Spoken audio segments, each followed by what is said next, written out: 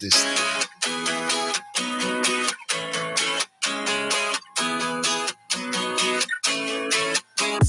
Keeping It Real is an interactive radio program heard only on Nice Radio. Join your host, Joel Abraham, every Friday as we discuss important issues affecting our society from 8 to 10:30 p.m. For persons living outside of St. Vincent and the Grenadines, you can still listen to us on Nice Radio's website, www.niceradio.info, or you can email us at bdsnice@gmail.com, or simply give us a call at 784-456-5967. Remember, it's Keeping It Real, the interactive talk show program heard each and every Friday only on Nice Radio.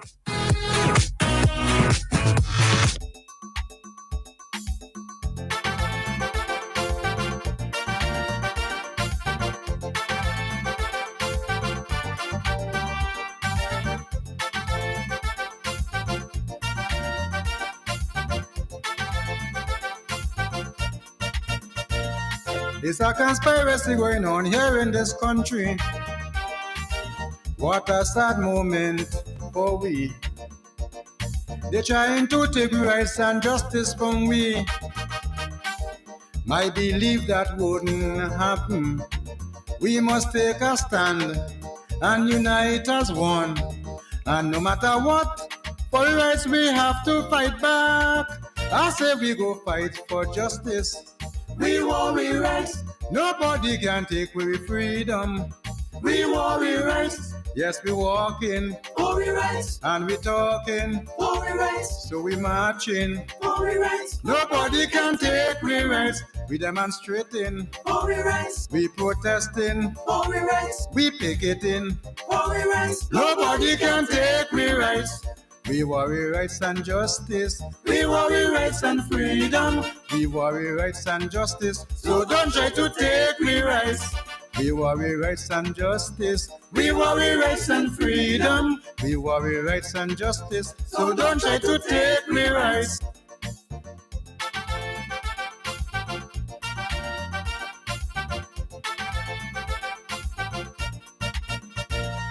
We must let them know decisions they can make just so, and have us like Papi Show. So all what they do and say, we must make them pay, and pay in a real big way. They must understand the power is in we hand. They should be ashamed and don't ever try that again. I say we go fight for justice. We worry rights. Nobody can take away freedom. We worry rights. Yes, we walking worry rights. And we talking worry rights. So we marching worry rights. Nobody can take we rights. We demonstrating worry rights. We protesting worry rights. We picketing worry rights. Nobody can take we rights. We worry rights and justice. We worry rights and freedom. We worry rights and justice. So don't try to take me rights.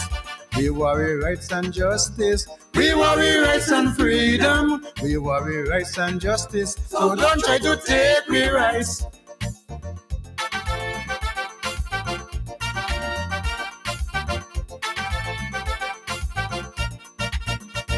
Like some animation. Good night, St. Vincent and the Grenadines. You know, when the time is 8 o'clock on Friday evening, it's a program Keeping It Real. So wherever you may be, what medium you may be using, Keeping It Real is on the air. And as the saying goes, there's never ever a dull moment in St. Vincent and Grenadines.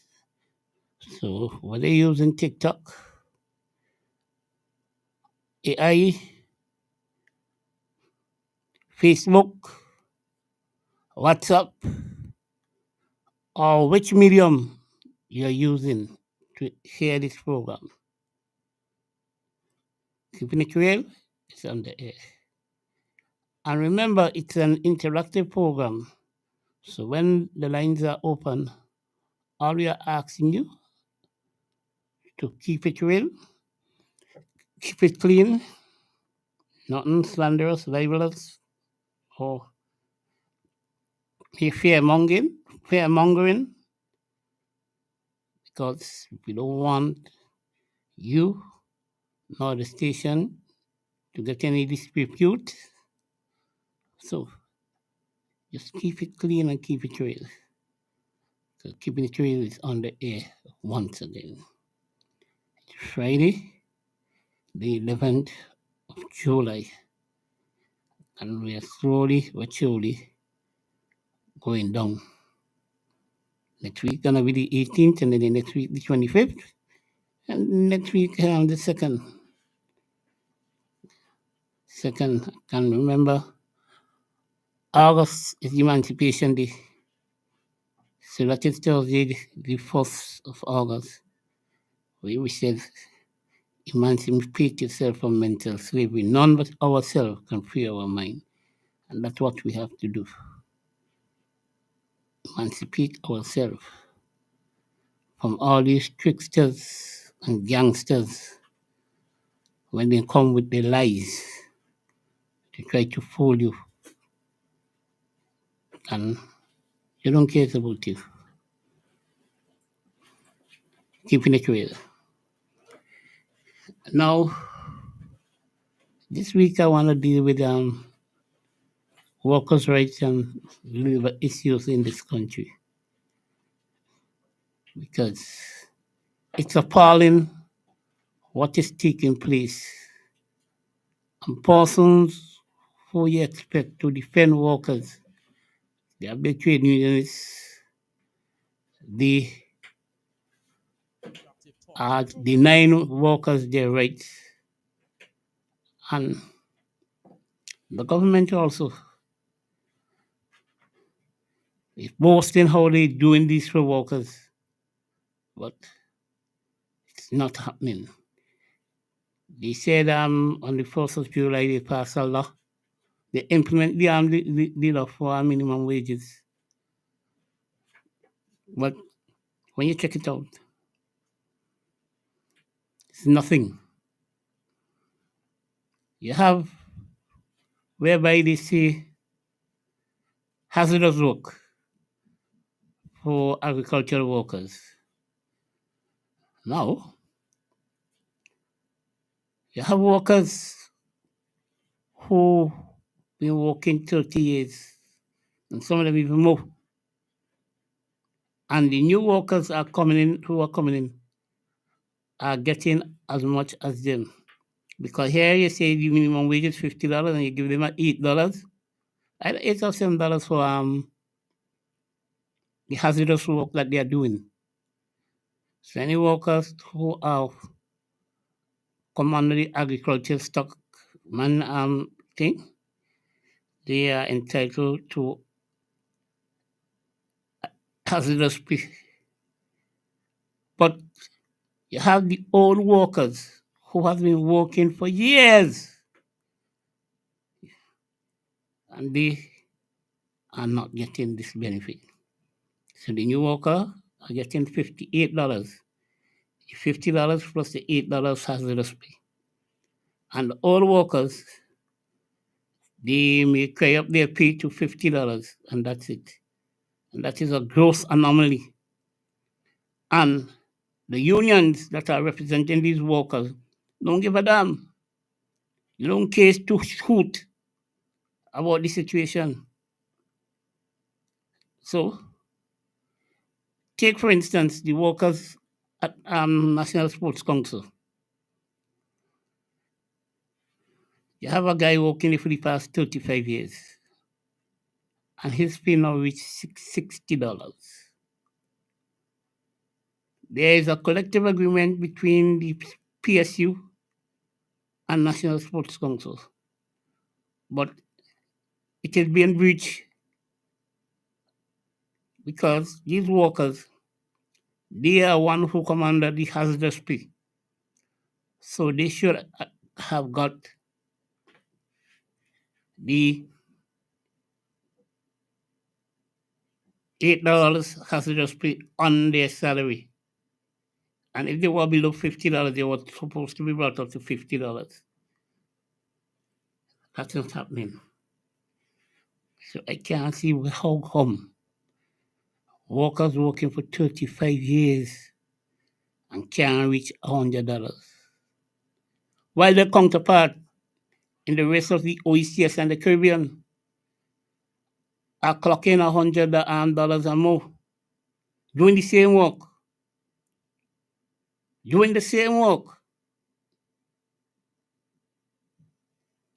And these are the situation. The workers ain't getting the uniform allowance.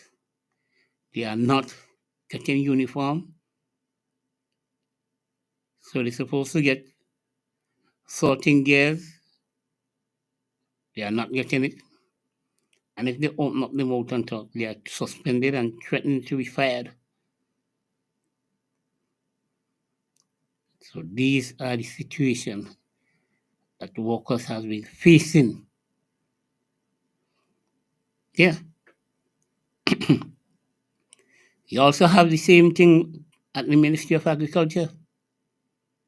The new workers who come on, they are getting $58.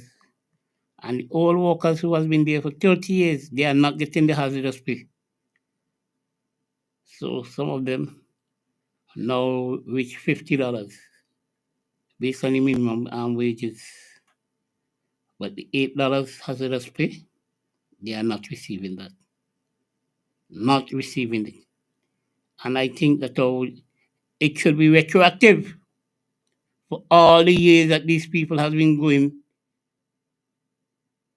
walking through river, to go up in the mountain to plant trees and to clear them and to clear vines.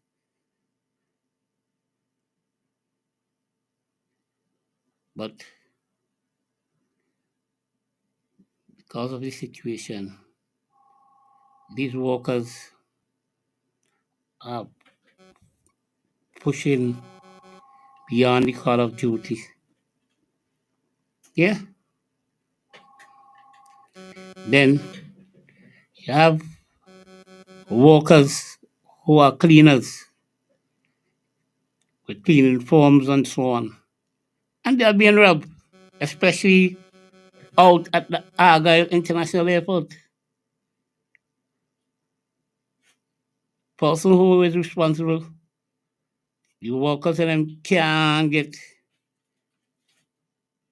their rights. And if they talk, they are suspended and even fired.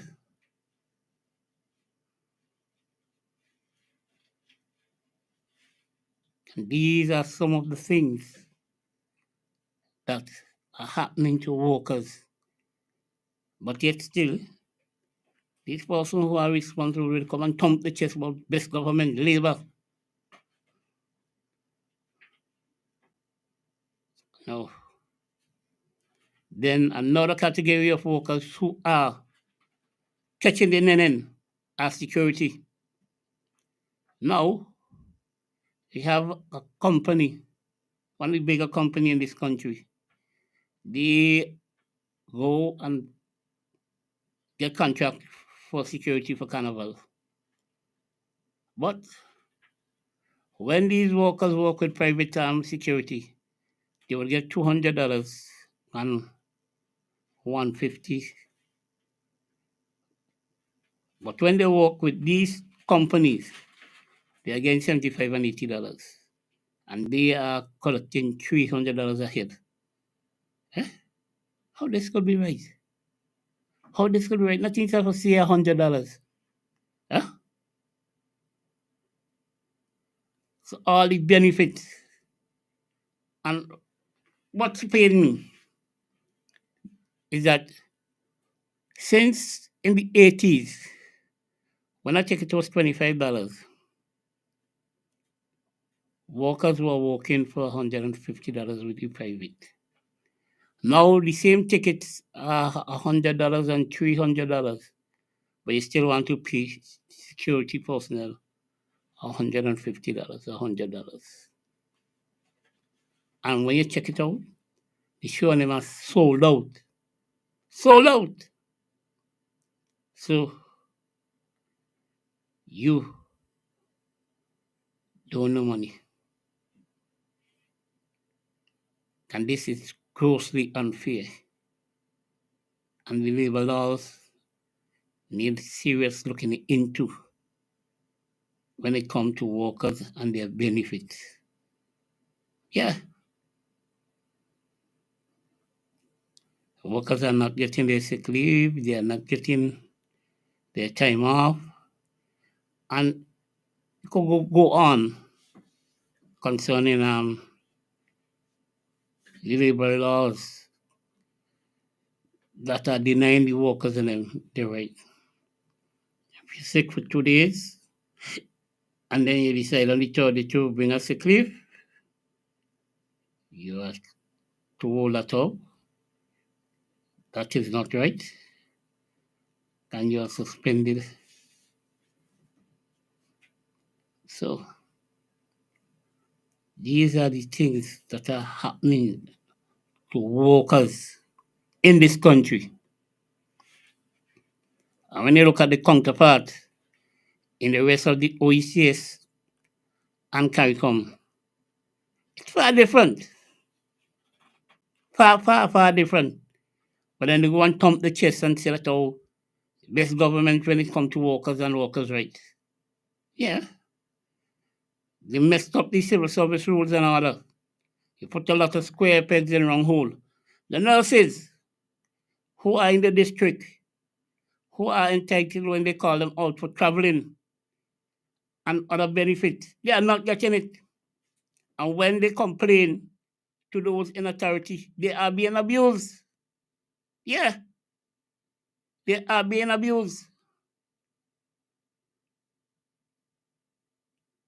and bullied.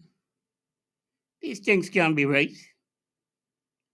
Things are good and nice and dandy with them because they are getting all the perks. But the young nurses and nursing aides and all that, you even have some of them where they deny them their right to do midwifery because of some stupid thing that might have transpired. They didn't know how to pardon that person. Those persons, rather, not that person, those persons. And you have these persons now working on mat ward. So you're exploiting them. You didn't give them the opportunity to get their paper to say that they are midwifery. But you know they have acquired certain skills and you are using them. Using them. These things can't be right. These things can't be right.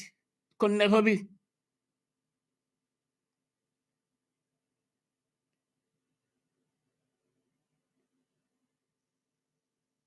If you have to talk to the person and explain to them what they did was not right, and they will explain how it happened so.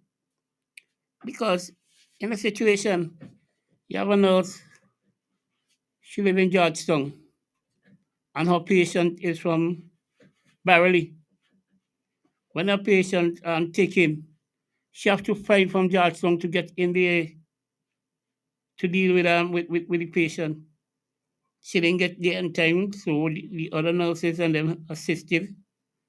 But they allow her to sign off on the document which they should not have allowed her. Because she wasn't there to do the birth and all that. And then they turn around and penalize her and throw her out the program. Could these things be right? Eh? Could these things be right? But yes, now, you come around now and you're using them as midwifery technical persons. Eh? Tools injustice on behalf of workers. Then you have square pegs putting them in wrong hole in terms of the hospital, in terms of management. You don't know how, when, and where And all you can do is bully. So when the young workers and them come and ask about their traveling, you huff them, treat them as if they're not entitled to the allowances. This can't be right. This can't be right. When you are putting together your budget, you have to know how much money you need for traveling and for allowances. The politicians and them are getting their allowances,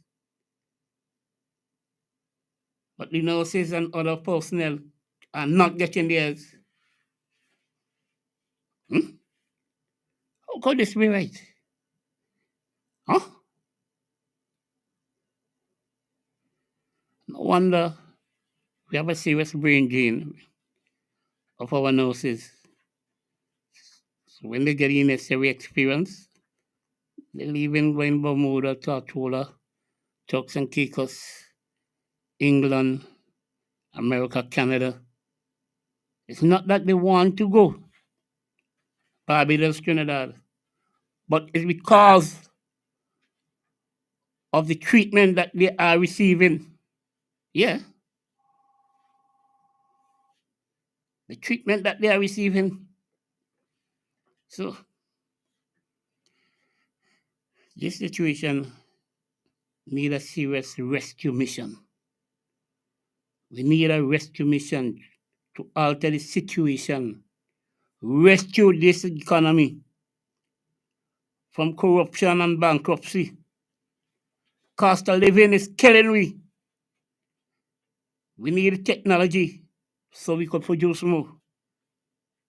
So, we're asking, do the right thing and bring in the necessary technology for our personnel to make their life easier in doing their work and give them their benefit.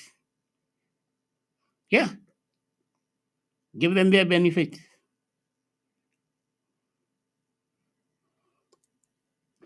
Now, there's a situation with the farmers.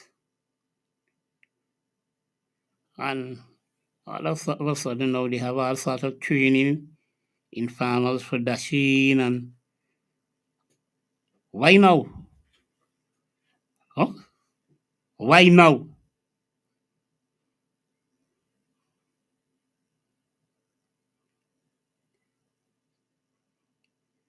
The dashing and quick pack and all that they had promised over 2 years ago. They are now trying to implement it in 6 months before the election. Huh?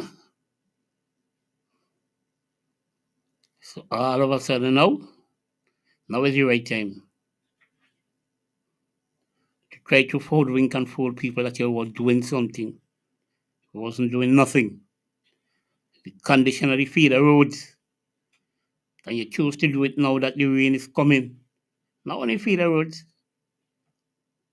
roads also talking about Evesham, Gumi, Billy, Sharps, Sign Hill, Mespo. You have a whole color, and you have engineer saying that they need to name the color route that they are cutting now, the Timmy Prince Highway. So I want to know which one of these people who are knocked their head. Yeah. When Papa Latham did so much for Mespo people and told them that he would bring the sea up into Morocco so the banana boat could come there. But besides that, you have people like Wiley and all that who did Wiley Street and a number of goody trucks and so under the NDP. And if they had maintained them with the drains and so, they would not be in the plight that now that they are in, trying to see what they can salvage. Yeah. Mespo used to have road gang working regularly to maintain these tracks and so No, that isn't so. No, that isn't so. It's craziness. We have some breaking news we're following. This is out of Washington, as just in the last hour, So, termination notices were expected to begin hitting the inboxes of thousands So? of State Department employees as part of these are the situations that we are facing, drastically shrink the federal government. right? And it seems like their intention is to bankrupt the country for election and hope to put the blame on the opposition if they do get in. Because it's a squandermania going on right now. Squandermania. To try to bribe and hoodwink people to win an election. If you were such a good party, as you said, you shouldn't have to be going to this level to retain in office. No, your work should have been seen, and people would gladly vote for you. But it's not there. It's not there. So what you could do now is use poverty as a weapon, starve people into submission, and then give them on election morning $500 in a t-shirt and them kind of thing. Yeah. Or you give some of them houses and so on. These are the sort of nonsense that you are doing, hoping to win back an election that you should have done already lost long time ago. Since with the reclassification of workers, civil servants, and then the situation of the referendum, and then the COVID mandate. So everything you touch is just chaos and confusion. Chaos and confusion. You said that how Vincentian people prefer lotto and those sort of things than to medical health. So now that the thing is, trying to push for the hospital in Annisville, you don't check it as being important before. But now you're trying to squeeze Taiwan and Venezuela hand into getting it to be done, to use it as your flagship, just like how you did with the cruise ship boat and the Argyle International. So you can't go on the Argyle anymore. And you can't go on the cruise ship because of the situation that is there. So you're trying to push the hospital at Annisville. So I will hold for now until I love this thing.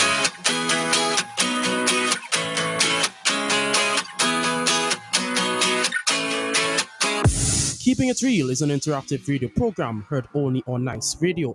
Join your host, Joel Abraham, every Friday as we discuss important issues affecting our society from 8 to 10:30 p.m. For persons living outside of St. Vincent and the Grenadines, you can still listen to us on Nice Radio's website, www.niceradio.info, or you can email us at bdsnice@gmail.com, or simply give us a call at 784-456-5967. Remember, it's Keeping It Real, the interactive talk show program heard each and every Friday only on Nice Radio.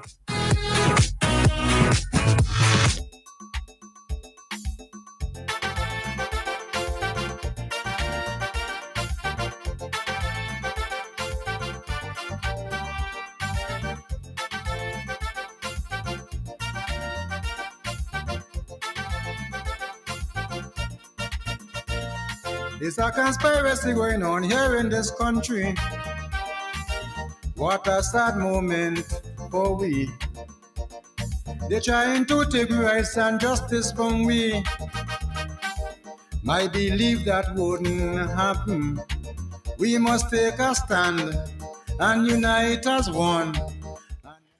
Pleasant good night to all in St. Vincent and the Grenadines and those who are listening abroad. I plan to touch on three issues tonight. The first one, Poya would have dealt part with it, is the protection of employment for employees. And I've been receiving some disturbing news in terms of some practices in St. Vincent and the Grenadines.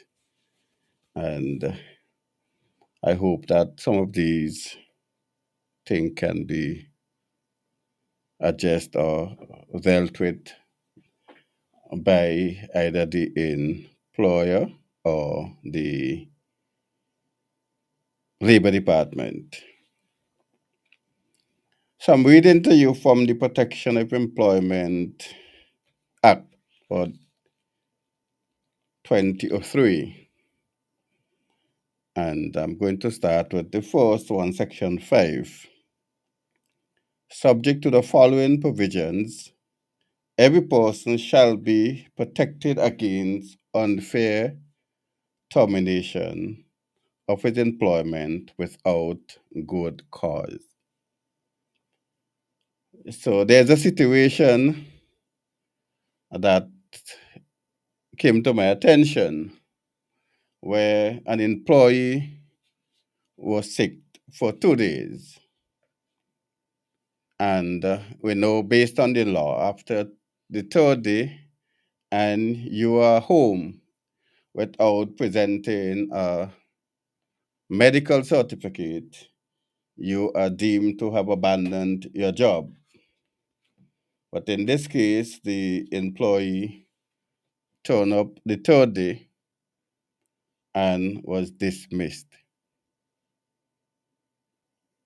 That is against the law, and it ought not to have done. Ought not to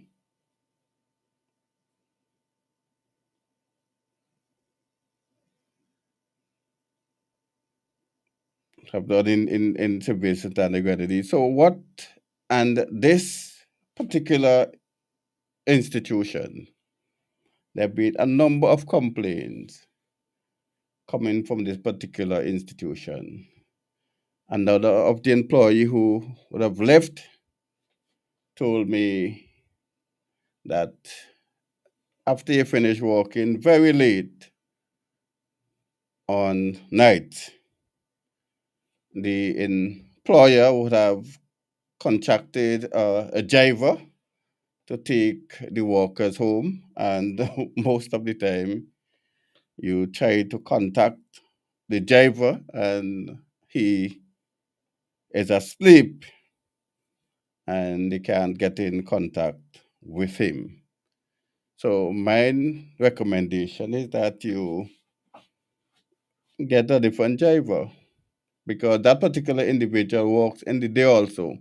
And it's kind of difficult after you're a human being, your body tired, and you have to take people home from work. And that is not right. And that ought to be corrected. And the person who is the overall CEO is a trade union leader. But he's not the one I've made to understand is the immediate supervisor. So the immediate supervisor, when you have meetings and there are certain queries, the supervisor will implement what the boss indicate to her should be carried out according to the Employment Act, but only for a short while. And it appeared to me that the particular institution the supervisor seemed to have the upper say over the general boss. And I wouldn't get into the reason that I was told, but that appear to be the situation. So, based on my understanding, and Poya could help me also, based on my understanding of the law, once you presented yourself on the third day to work, then you ought not to be dismissed. But in this particular case, the individual was dismissed. Section 2. The employment of a worker shall not be terminated for a reason related to his conduct or performance before he is provided with an opportunity to defend himself against the allegation made, except in the case where the employer cannot reasonably be expected to provide such opportunity. So that is why also, and you could link this to the COVID also, that is why persons were saying the workers that were fired under the COVID mandate was in breach of the regulation, and you heard from the lawyers and the judges and them also make mention of that because person ought to be given an opportunity to be heard. So in the case where they indicated that they abandoned the work, that ought not to be. And what is strange when I deal with a part of that also, I received a document, I think it's last week, yeah, sometime last week. And this document is most disturbing, even coming from the government of St. Vincent and the Grenadines.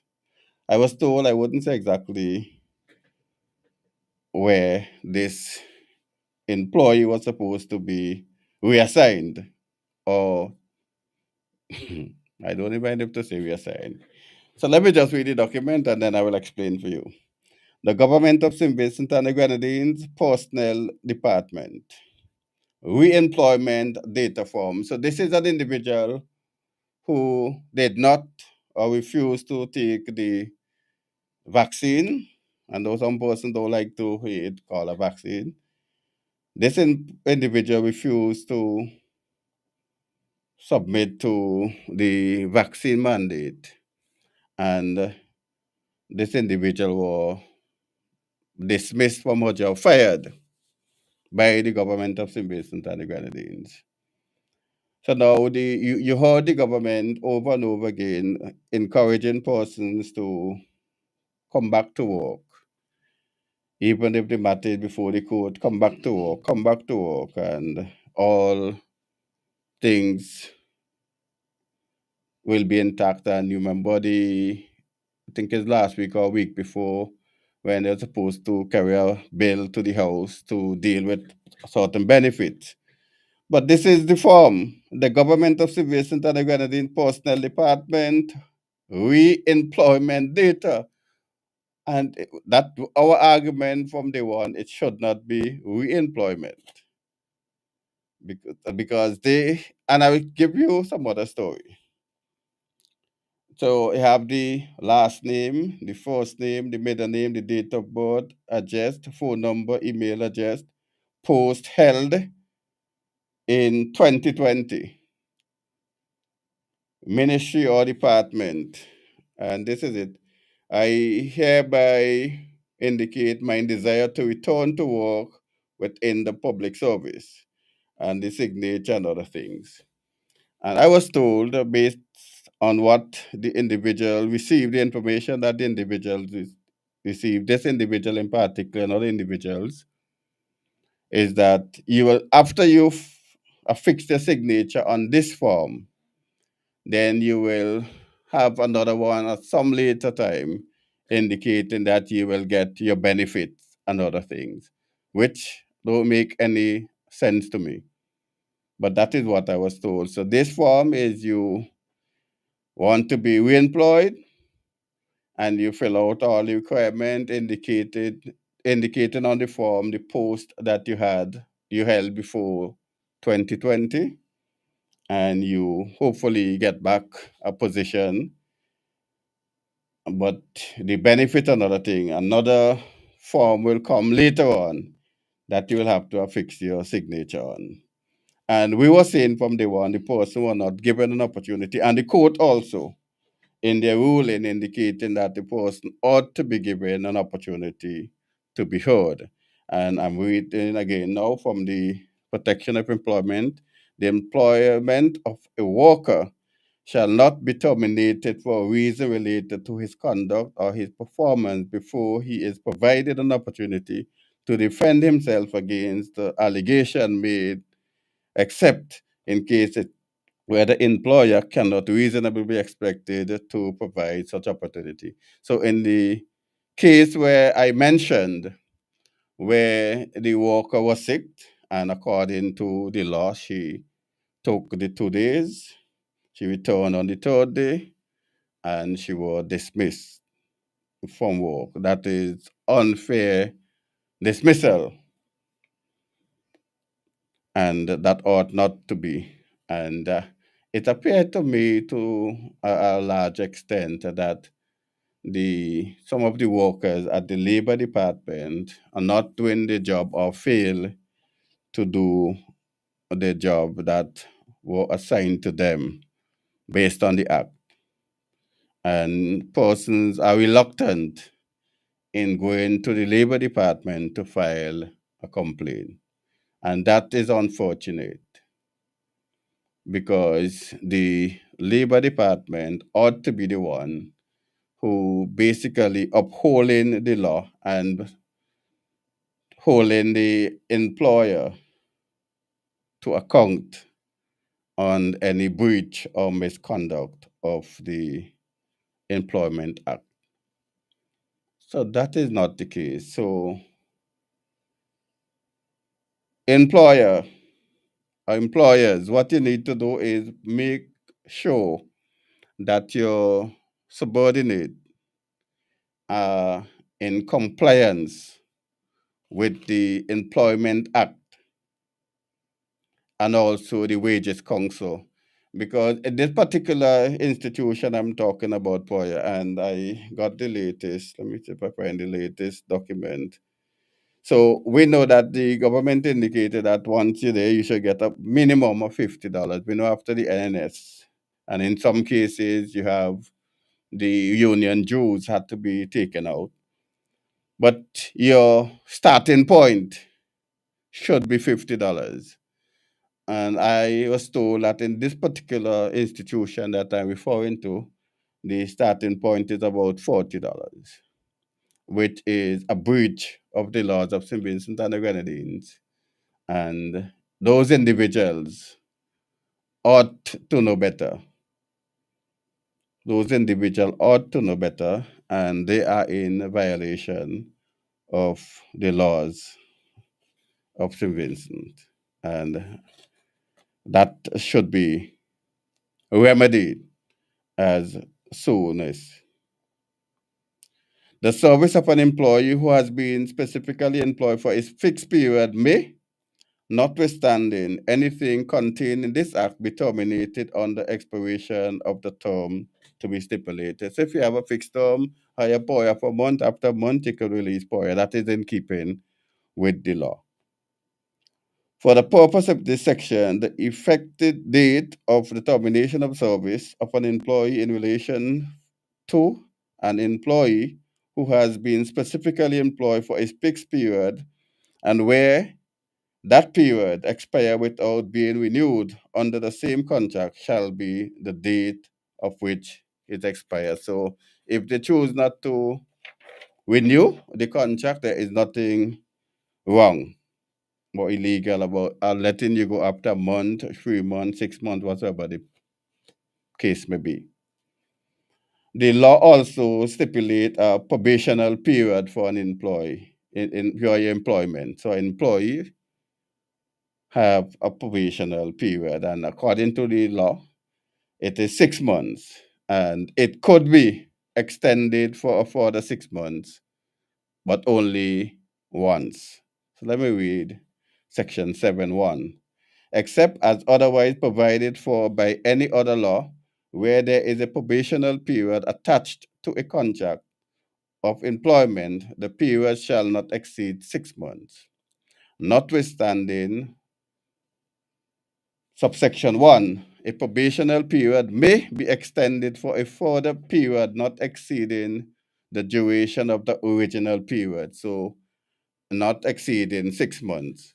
So you can only extend the probational period for an additional 6 months. The service of an employee during that probational period may be terminated with pay for the period worked or notice. And I'm going to read the last thing that is for tonight. Termination of employment in writing. Save in the case of daily paid and weekly paid workers, an employer shall inform an employee in writing of the terms and condition of employment, and such terms and conditions shall include 1.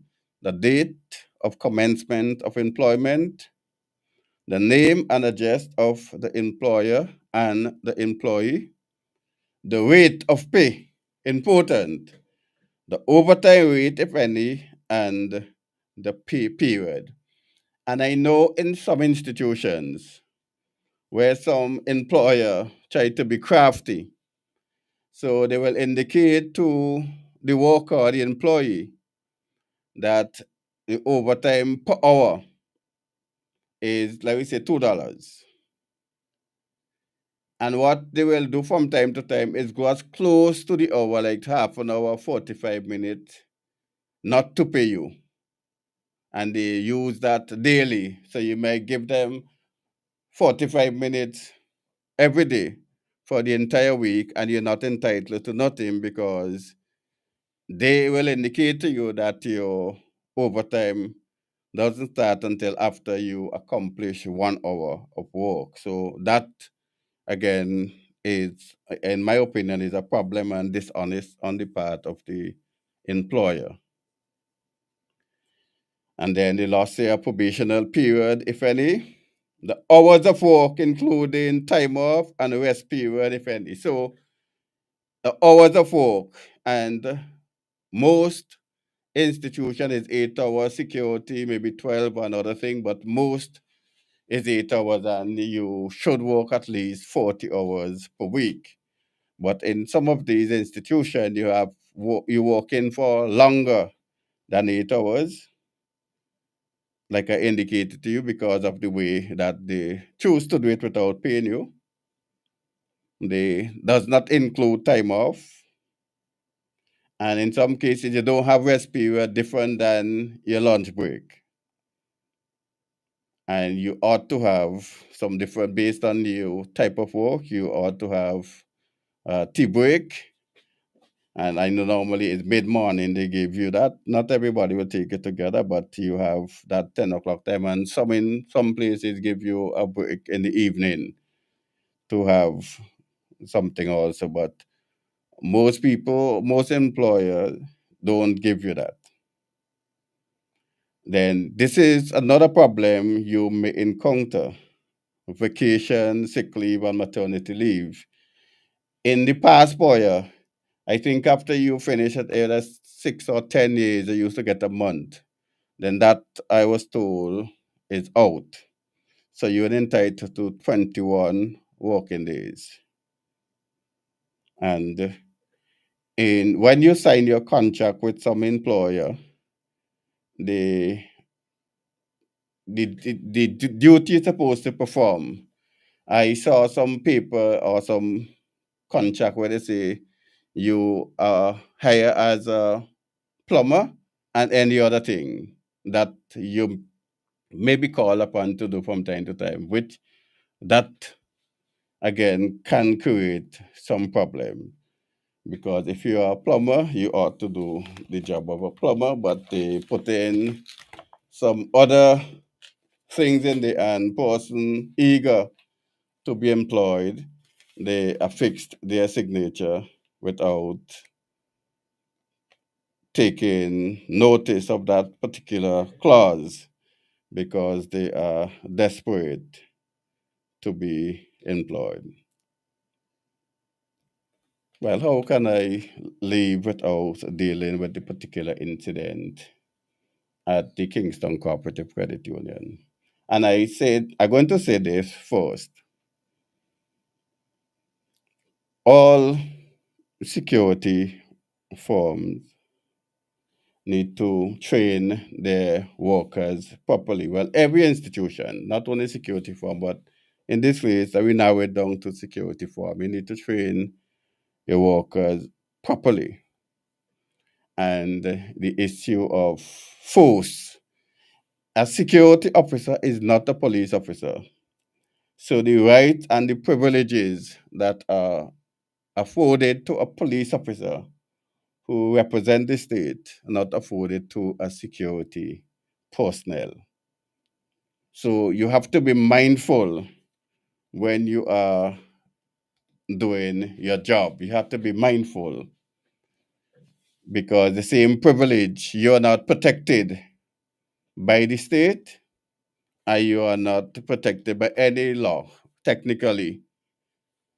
So you are open to litigation, you are open to criminal prosecution, failing to follow the laws of St. Vincent and the Grenadines. So I was pleased with the police officer for the speedy arrest and charge of the particular individual. Because from all reports, especially from the eyewitness news, which give you a little more detail, that they could have been no other charge but the one that was laid on the particular person in question. And I want to say the police, they did a good job in dealing with that matter swiftly. And also, I will commend you also for the dealing with the beating of the particular individual. I was told he's from Chauncey, Kittel Chauncey. And that particular individual have some mental issues. And the way in which that go also to training, because I was told that some of the police officers in those particular camouflage uniform are not properly trained. And some of them are auxiliary police officers. And I'm saying that we send in police officers on the road, on the street, in the society. They ought to have a certain level of training. And if they do, can avoid a lot of the things that I see happen from time to time with law enforcement. Some of the things can be avoided if sometimes they use common sense, if sometimes they reason properly, if sometimes they follow the proper procedures, then some of the things can be avoided. So I want to say, I congratulate you for suspending, well, no, send and leave, I don't know. Send and leave, I think that was the wording. And I hope a proper investigation is carried out. And it shouldn't be dependent on who the individual is or who the individuals are. Once there's a breach of the law, then person or persons should be held accountable if they in breach of any law. So I must congratulate you for the swiftly action that were taken. You know, I had some problem with the other one in Chauncey where the police officer was seen at the bedside of the person who was shot. And I had my objection with that. And I also believe that that particular police officer should have been suspended also, pending the outcome of the investigation.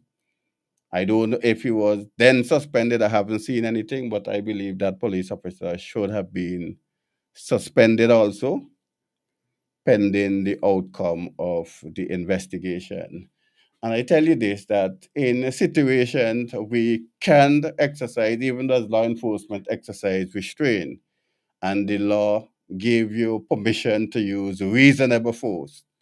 And from what I was told, in that particular situation, reasonable force were not used, and the police officer ought to be suspended, and some accountability needs to take place. I'm glad that I'm seeing now, I think it's One News age, and I can't remember his surname, where we have now a professional is adding his voice to the discussions that affect us in the society. I'm glad to see that. And I saw two articles or letters from him.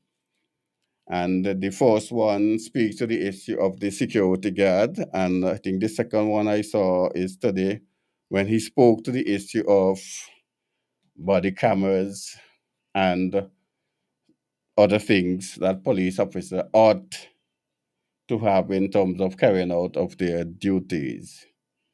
And I'm glad that we have a lawyer who put in his voice to national discourse. I know we had Jomo for a long time and other professionals from time to time giving their take on issues.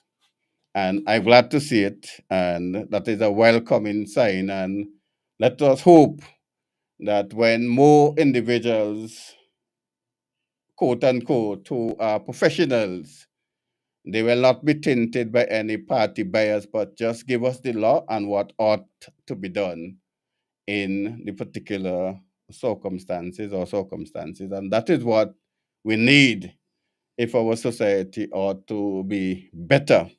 If our society ought to be better, those are things that we need. So I know I know we talk about body cameras, and I was told that there are some body cameras in St. Vincent and the Grenadines, but they're outdated. No, that is not exactly what I was told. I was told that there are some body cameras and they may be outdated because they were here for so long and not in use. So they may be outdated. So I'm hoping that we do the necessary things in terms of giving the police the tools they need for a safer society for all of us. And forgive me, but I have to go to Trinidad. And I'm going to close with this one with Trinidad.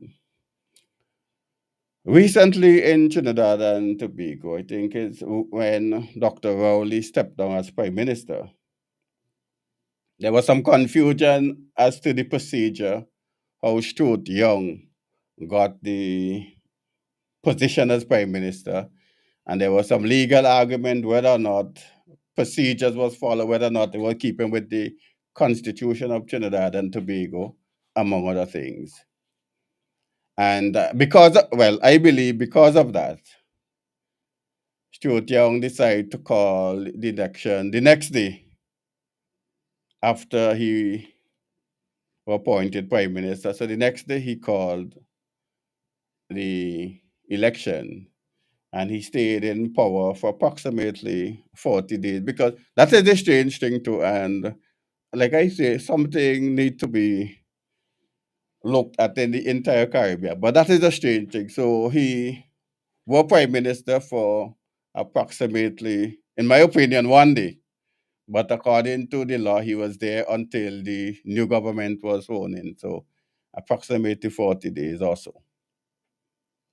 And during that time, before that, Dr. Rowley, they would have whichever committee in Trinidad would have amended the pension for Prime Minister. And it was accepted by the Parliament of Trinidad and Tobago. And as Dr. Rowley decided after he stayed on until that particular provision came into effect And after that, he would have tendered his resignation as prime minister to get the pension. And then the next thing is Stuart Young. And what I found strange, and I have problem with it because the law was amended, the law was repealed that Stuart Young as prime minister can't get the prime minister's pension. And when they passed the law retroactively, they passed it up back to I think it's March of this year. And I have problem with that because I don't think a law should be laws in parliaments should be targeted after a particular individual, but for the greater good of society. So I think that was vindictive in my opinion and childish. I know person may have the different opinion and indicated that people working long and they can get some more pension and all things. But if the law in place, then let the law stand because you'll have some problem because let us say the UNC they will not be in power forever. So the UNC not in power tomorrow, and the what the other plan PNM decide to change up some law to spite some particular politicians. That cannot be right. That cannot be right. And I have problem with those types of legislation in our parliament. And I know they increased the age of drinking and marijuana, and I heard, and forgive me, but that is how it is. Indian guy suggesting that the laws were passed for the black people. I mean, when you listen those ridiculousness from posts who you thought should have sense, because the law didn't. And if you reckon that the people who are caught up in those activities predominantly are people of African descent, as a member of the PNM and the African Party, you should work with those communities and educating those communities to deal with those issues in terms of alcohol and marijuana usage. So I have problem with the debate coming from posts who ought to be responsible. And like the same word, well, I said the last, but in the same breath, I heard in St. Vincent where I think it's Candyman I heard making statement to the effect that Dr. Friday is lazy and he doesn't do any work for the money he getting. And I say, utter rubbish. At the highest order, whoever it come from, whether Dr. Gonza, whether Candyman or whoever, in our parliamentary democracy, the opposition unless we change our construct, the opposition basically they do the work with the political party, but they don't run the country. So therefore, you can't expect the work of the executive arm of government to be the same of those in opposition. It can't be. So the nonsensical argument from those individuals is ridiculous because when Dr. Gonsalves were in opposition or Vincent Beach or you name it, Keto or you call it, they had the same responsibility and basically were doing nothing because I used to go listen to them because I used to like listen to ULP speak. So I used to be home every Saturday and listen to ULP speaks because they used to deal with some issues that we wouldn't hear from government. And I think that is the work of the opposition to give the alternative and another side of the story than the government is giving because they will always want to nice it up. So when I heard that, I say, no, we have to do better than that in terms of our debate and our young people that are listening, not to be intellectually dishonest with our discussion. So the question different than go to parliament when the Prime Minister choose to call Parliament, what else can the opposition members do? They want to represent the constituency and visit the constituents. There's nothing else for them to do unless we change the construct. And I go back to Trinidad for one last time. So in Trinidad, you have, in the Senate, you have 16 senators from the government side. You have 6 from the opposition side. And you have 9 nominated by the president, which, quote unquote, they call independent senators. And they ought, if they are given that brand name, they ought to operate independently of both political parties. But in operating independently of both political parties, you have to vote on issues. So if, for instance, I don't know, I have to go to the Constitution of Trinidad, but if for reference that Poya is an independent senator and he always voting with the PNM, then there's something wrong with Poya and Poya independence. If you always voted with UNC, there's something wrong with Poya and Poya independence. So there need to be a additional voice, not clouded with the politics of the day, but to give a new perspective. Oh, boy, one more thing. I can't miss this. Sorry, bear with me, please. I can't miss this. One more thing. I saw, I love the court matters. So I saw where I think Justice Cuttle and Justice Bonnet, in this case now, had to have a case which trial up. Let me find the particular article. And I was reading this article and it disturbs me.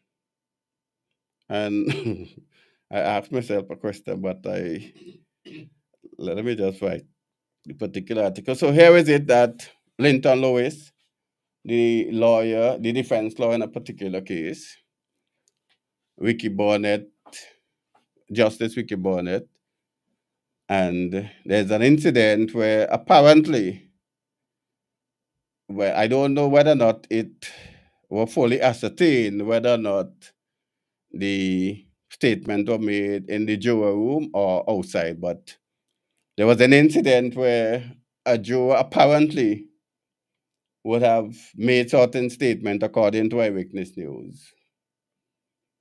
And Dr. Linton Lewis decided to call maybe the parents, I won't find the article, and basically inquire whether or not the particular juror made that statement. Okay, I find the article now. Let me just read for you. The High Court Justice Vicky Bonnet has declared a mistrial and discharged a juror in a case in which a lawyer denied communication with a juror. The lawyer, Linton Lewis, however, told Eyewitness News that he had asked someone else about a comment that the juror allegedly made about him. Lewis said he did not know until the judge raised the matter in court on June 30th that the juror alleged comment were reportedly made in the juror room. The issue rose as Linton Lewis was scheduled to call his last witness in the matter, in which another judge, Justice Brian Cottle, had recused himself and declared a mistrial after an exchange with Lewis in the presence of the juror. Eyewitness News were reliably informed that on June 30th, Bonnet stated in open court that there were allegations of the defense counsel being in communication with members of the jury and that one of the jurors has worked with Lewis at one point. Well, the long and short of the story, I'm not going to read it, the long and short of the story is that Justice Bonnet ordered a mistrial. in the particular case. So this is the second time the particular case in question will be having a mistrial. So the question that was asked, what next in this particular incident? What next in the particular incident? So when you continue reading the story, according to Dr. Lewis, the particular individual never worked, quote unquote, with him. But when he was involved in elective politics, the particular individual may have worked with a group in the constituency in support of him. And regardless of what, and the thing is that if it happened in the jury room, then it ought not to come outside for Dr. Lewis or anybody else to hear. And when you are a juror, you ought to focus on your job and listening to the evidence.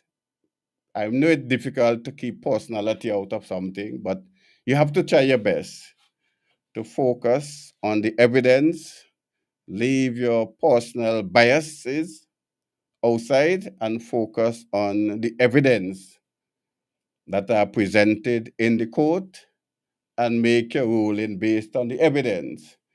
The problem we have in Simvis, well, in these parts, that the jurors are allowed to go home, they're allowed to communicate with the individual. In other places, they're locked away until the matter is being ventilated and a decision are made. And they have no phone communication and a number of other things. But in Simvis, a small society, but we can do better still in having people with a certain level of maturity and a certain level of understanding. And if you read the article prior, then Dr. Lewis had objection now for the mistrial because he say that happen all the time. People discuss other people, but that wasn't a reason for a mistrial, and suggested that he heard the thing all up, but he basically dismissed it. I am of the opinion that Justice Barnett did the right thing because those things ought not to be. And I think whoever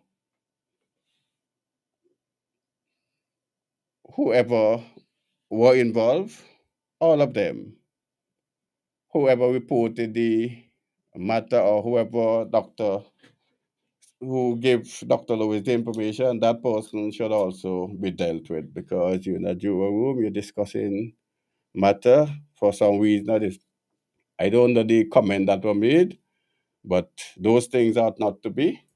And the individual in question, whoever Dr. Lewis was representing or is representing, he now have to wait longer for his justice or whatever the outcome.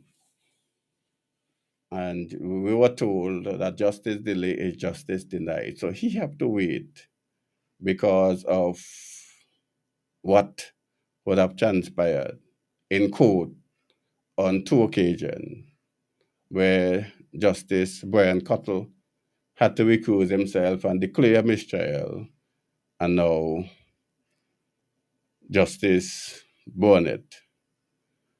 Poya, the lines are now open. Poya, you could come in if you want until we have our first. Okay, I think we have our first call. So, a pleasant good night. Good night, Brother Abraham. How are you? Good night. Is they right? Good night. Good night. Yes, please. I just want to say, Abraham, I don't know. Keep telling you every time I call you. Abraham, I don't want to call, but I just want to beg you that we are not getting anywhere. When we make statements, we are helping the politicians to understand, to feel that they could do us as they like. And I get bad feelings. I mean, Doc, got bad feelings when I was speaking about COVID, when I spoke the truth. But I get bad feelings when I heard Cottle and some judge's name called. I feel good for Judge Henry because I'm seeing a similar situation across the Caribbean. Of course, you see what is happening in Venezuela with the Lollards, and they say everything Maduro tell them to say. We have no rule of law in St. Vincent. And I'm hearing names of judges and lawyers, and people are afraid to even challenge them. But I'm disappointed that we are not for 25 years. Our country has gone in the doldrums in terms of basic fair play, and I'm disappointed that we are not going to get anywhere. It's going to get worse, and we're going to have the same system. I hope spoke about Dr. Friday and what he was called weak, but I want you to understand that even though we don't appreciate this guy because he is basically total partisan and push propaganda, we still have to understand what is weak. What is weak? Weak doesn't mean what does weak means? And I saw strength in Ralph Gonsalves, the same man that I fight hard to make sure never would ever get my support. Never. If I am dying, I beg you to help my wife. And Gonsalves could give the money where it come from, treasury money. Don't allow it to happen to me. What we have there is people they have no honesty in them. They have no care and love, but they're stronger because people are joining them in their come on the radio and lie every day, even when they don't have evidence. I'm disappointed in the women country. Disappointed at every presentation that you make on a Friday that we go back to square one. We have to stop it, and we have to start to hold judges, politicians in the ND, politicians in the ULP. And I think this is why we saw change in Trinidad. Because this lady, if she didn't make that decision to understand what it means when a party that literally was doing everything to destroy the election and the will of the people. And she said, you know what, we have got to, imagine they've been looking for names of people from the, they're in polling station. Mm-hmm. Yes, the agent. For God's sake, why? This is what we've been hearing here. Mm-hmm. This is why I come out of ULP. Why is it that Arnie users came to us and say, hey, they want to know who are the candidates? Why is it the agent? The agent. Yes. Why is it that Sinclair Leacock said we had trouble in 2005 when I deal with my mother in the house? And I said, oh God, yes, it's true. Leacock and Thing lost his seat. Have we fixed that? Did we ever fix what happened with 321 ballots in a box without the official mark? Yeah, but we can't fix it in the parliamentarian. We have to rely on to fix it. The thing is, Abraham, which parliamentarian are we going to rely on to fix it? Government. Because for me, no, I could bet your last dollar. I'm not here to say that you're right and I'm wrong, but I'm telling you I've been following it. I could tell you that if Ralph Gonsalves was in the opposition, it would have fixed. Let me just say why I'm calling quickly. I am very disturbed that this man was called malicious by a lot of people when I spoke about the devastation of what can happen if you didn't do phase 3. I was clear as crystal sending out the documents. And what has happened? In the Parliament of America, God bless you, Donald Trump, we now discover other things that has happened. For example, in the rat stage, the very early stage, with mice, 62% of the 62% of the female mice got the ovaries damaged, and that information was hidden. That information was available to the CDC, the FDA. Of course, trying to understand, not no doctor in Russia or China or Australia for the Pfizer vaccine. These are American vaccines that are authorized by the Americans with the responsibility of the American CDC, FDA to bring out very early stats to make sure that these vaccines are safe. And even when they had the very early stats, and I've quoted them, even sending them to Dr. Freitas, to Leacock and all the doctors to show them after after months vaccine, 1,278. Back to what came out in that parliament. It was devastating. 74% of deaths for post-vaccine, those people who got sick in the March when they examined them, 74% died from the vaccine itself. And up to no Ralph Gonsalves, you call Prime Minister, no Sinclair Leacock or anybody go into to say, hey, why is it that our civil servants are home? Why is it that those people who've taken the vaccine, and I know Abraham, you didn't take it, why is it that those people, nobody is saying to them, sorry? And we're talking about the justice system and Cutler and all of these names that we call. We, the people, have lost our power, and we have lost it to brazen moderators and a lot of people on the radio station that have power, that we comes on every day and speak for hours without evidence. I am saying, I'm begging our people that we are not going to go anywhere. Join Abraham and Poyer and a few of us, because a lot of voices, including Anisia, I'm very disappointed in a lot of you. Look at a lot of people who used to speak, they've gone silent. My very good friend, Junior Bacchus and Matthew Thomas, we have lost them. A lot of people who used to speak, they've gone silent. Why? I am still here and you're still there. And I'm saying, you're hearing every day, Leacock come in Friday. Leacock come in Friday, hardly hearing the representative, the candidates for the area. You hear them once in a while. You have a morning program, you hardly hear none of them. You don't hear a public relations officer. You don't hear my good friend, the general secretary. How are we going to have change? Are we going to talk forever and keep a dictatorship worse than Venezuela in power? I am calling for, why is it that you have a serious situation in America? Abraham, I know you read, where there is a massive outbreak for 8 months, and not a word was said to no frontliners, and the people going into carnival and the tourists coming here, that we are not screening people coming in at our shows. So it means that that virus is here. Let me give you the figures and come up, because it's very devastating to what is happening here and what is going to happen.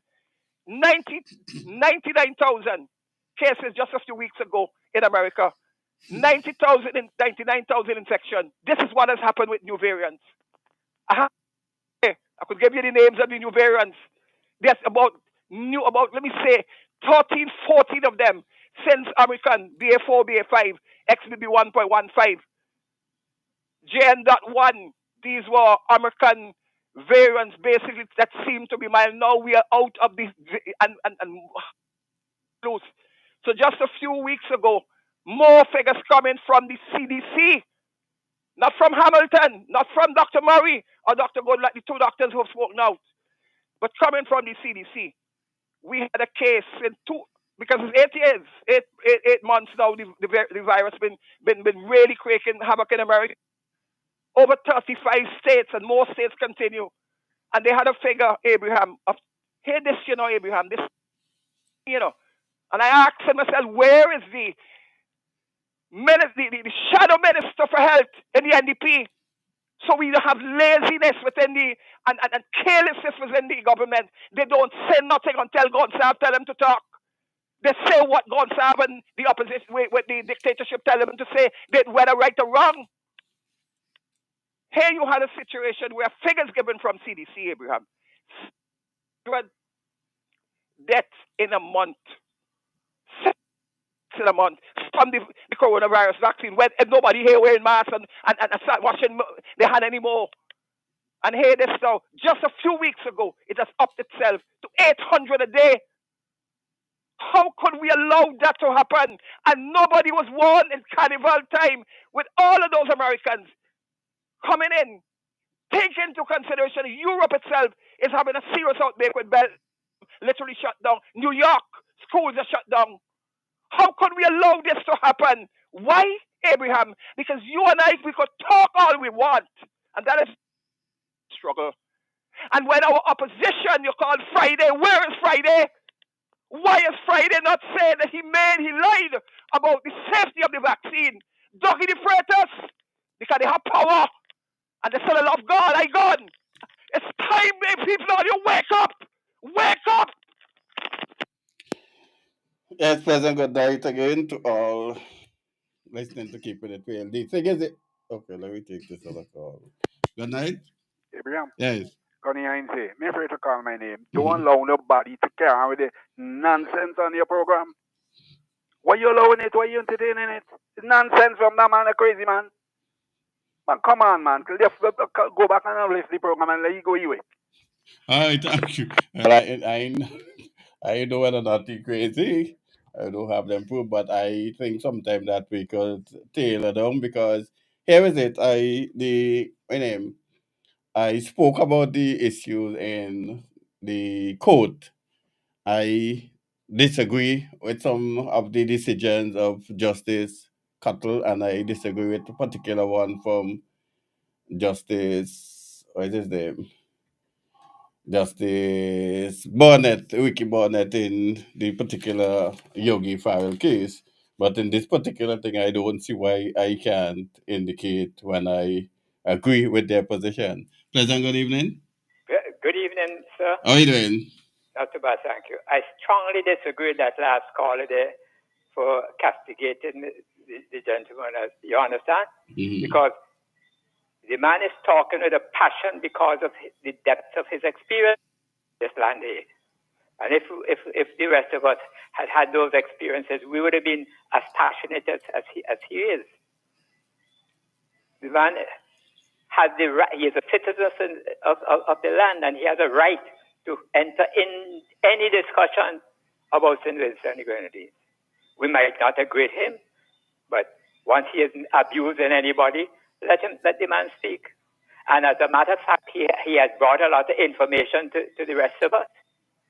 How many of us have read as much as informed as he is?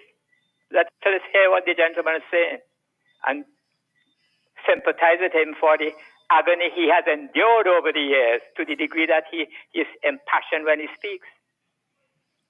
And those of us who have the capacity ought to get involved in the discussion so that we could find a path which offers a hope for our people, because we will be responsible if the next generations find themselves in serious trouble. They will blame us, and they will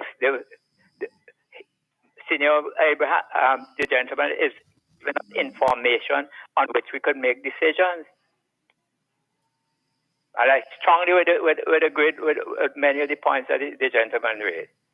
And I do that some people who are commissioned or undertake the job to protect our interests have proven to be ineffectual. No question of that. Where are the shadow ministers of this, that, and the other? And look at in agriculture. A couple of years ago, everybody was saying the agriculture thing of the past, wasn't it so? All the political high rank, you have to depend on tourism. Yeah. Senior Mitchell sold lands in Canwan for questionable tourist development. Ralph criticized him and big player in criticizing Mitchell. What are we doing now? What about Ames? Huh? So let the man speak, man. Once he isn't abusing anybody, let him speak. Thank you very much. Okay, all right, thank you. And let me get into little politics. I don't normally get into politics, but I get into little politics. We had a lot of opposition leaders in St. Vincent and the Grenadines prior to Dr. Friday and prior to Ralph Gonsalves. When Ralph Gonsalves became opposition leader, what he did, he used the climate. That's all for me, please. He used the climate that were around at the time after the 1995 election when they got certain seat, and then 1998 election when they had 8. That's all the whole for me, please. When they had 7. Dr. Gonsalves bringing a brand on opposition that, in my opinion, wasn't good for St. Vincent and the Grenadines, especially the latter part. And the persons believe that Friday and other persons should operate like Dr. Gonsalves. But here the irony for you. When Major Leacock make his passionate presentation, they say they don't want Major because if Major was involved if he was the opposition leader, we'd have don't have chaos and killing here in St. Vincent and the Grenadines. So you don't know what people want, but like I say, I give everybody an opportunity to express themselves once they're not putting the station or anybody else in trouble. I give them an opportunity to express themselves. So everybody can be like Dr. Gonsalve from 1998 because when Starkey John wasn't like Dr. Gonsalve, Vincent B. the late Vincent Beach wasn't like Dr. Gonsalve. When Cato took the small stint in opposition, he wasn't like that. When you have Joshua and Sir James and all of those, they were never like Dr. Gonsalve. But I think what happened, if we have an next prime minister operate like Dr. Gonsalve, we wouldn't want that prime minister also. So I think it is a funny situation we're in. So I say that and no more fire. Now, the whole situation Mm-hmm. with that Mm-hmm. is that Ralph seems to believe that he's a bully and he uses bully pulpit Mm-hmm. to try to paint an image of somebody. But while he was in opposition, it's not the same benefits as he getting that Dr. Friday is getting right now. So, to claiming that how Dr. Friday is lazy and to claiming that how the aim radiate and a whole set of whole about that is nonsense. It's an embarrassment to his party. Because here it is, he ain't going to his 80th birthday. And he said that he's the youngest person in his party. That's an embarrassment to his son and all of the other young persons in his party. They fear to challenge him for leadership. So they don't have no succession plan. None. In the case of the NDP, they don't want a one-man leader. They want collective leadership so that if one man drop down, Mm-hmm. someone could fall in line and take up the position. And that is far better in the 21st century than what he is pushing, which is aristocracy and dictatorship. A pleasant good night. Pleasant good night. Okay, I think we lost that call. Yeah, so let me take this one. Pleasant good night. Good night, Good gentlemen. night, good night. Joel, do you have any update with regards to the situation at the wharf that they're building now? No, I know they No. had some foundational compromises, no. and I know that they brought in some divers to do some Mhm. repair work. So what is the update? What is the current status of that? I don't know, but I know all those information you're talking about, but I have no update. The last frame I saw Mm-hmm. indicated that apparently there was still water compromise Mm-hmm. in Yes. terms of the upper level. And so I, as I said before, I heard that some divers came in from England Mm-hmm. and they would have left. But I'm still not seeing any progress. So I'm hoping that somebody who is an avid listener to our program can definitely share, Mm-hmm. because I would really like to get some kind of clue as to how far we are. Okay. I know it's a very expensive project.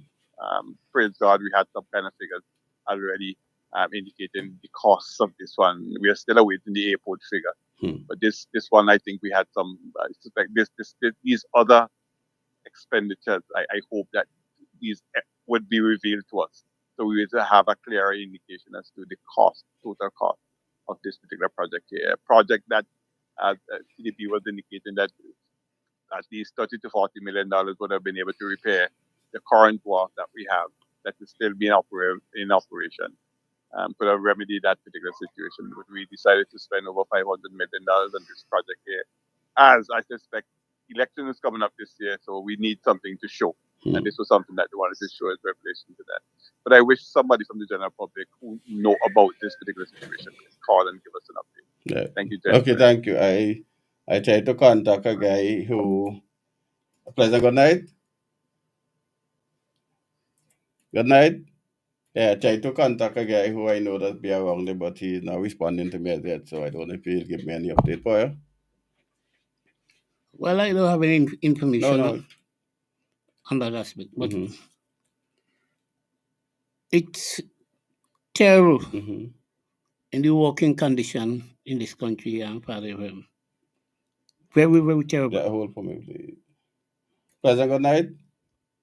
Yes, good night, my brother Abraham, Good night. and good night, my brethren Fire. Good night.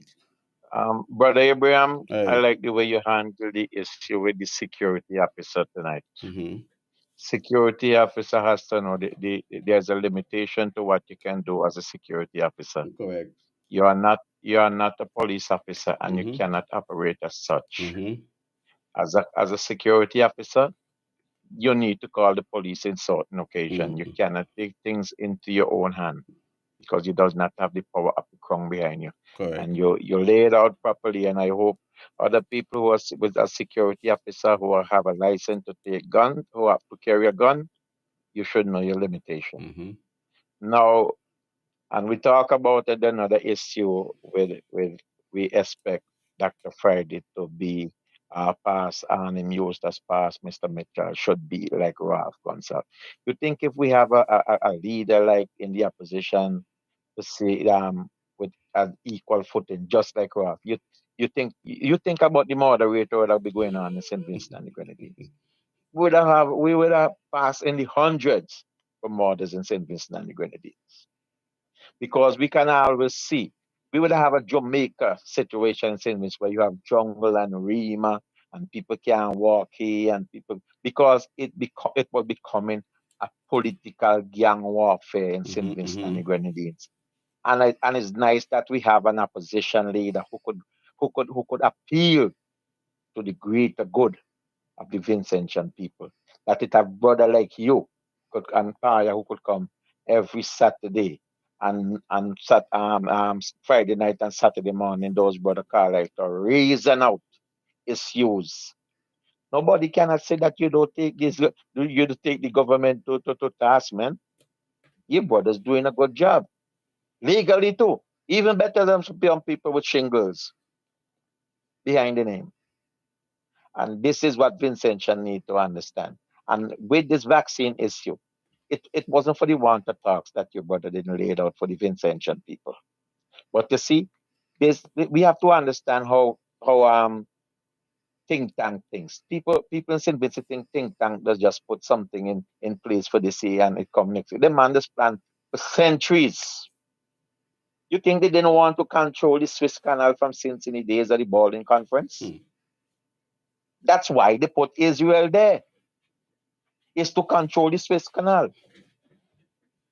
Is the reason why they put they allowed those Boers and close the eye to the behavior of apartheid. Because they want to control that southern tip of Africa. Is the reason why they behave they wanted when Noriega wanted to nationalize the Panama Canal. That is why he get in trouble with them. We have to understand geopolitical affairs. And think tank don't just think today for tomorrow.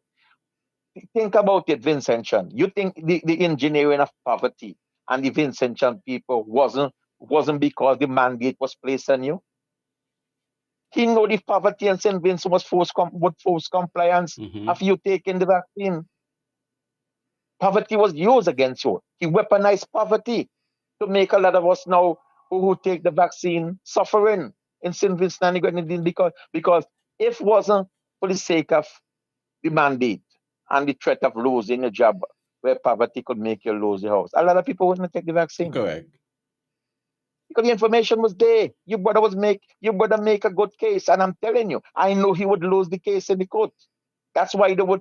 How come they always keep it up so long? He know he would lose the case. But he is hoping that people come back and believe the aspirational foolishness where he's trying to spout in the air and think people would vote for him. Okay, he give you back your job. So we go, yeah, he give you back your job, then he get, now it's another story. Man, what? The only way these vaccinated people will get redressed is removing the CLP. No other way. This is a man who's signing now. for teachers, for those public servants to run for political office, you know. And when they lose and come back for the job now, he said it was only aspirational. You cannot believe nothing that this man said. His tongue is fuck. Come on, Vincent Chan. Wake up. Wake up. Poverty was weaponized against you. It's the reason why agriculture, tell you agriculture dead now. He come in on the radio and telling about how we have deficit in trade with Trinidad with traffickers. How much years now that issue was lifted?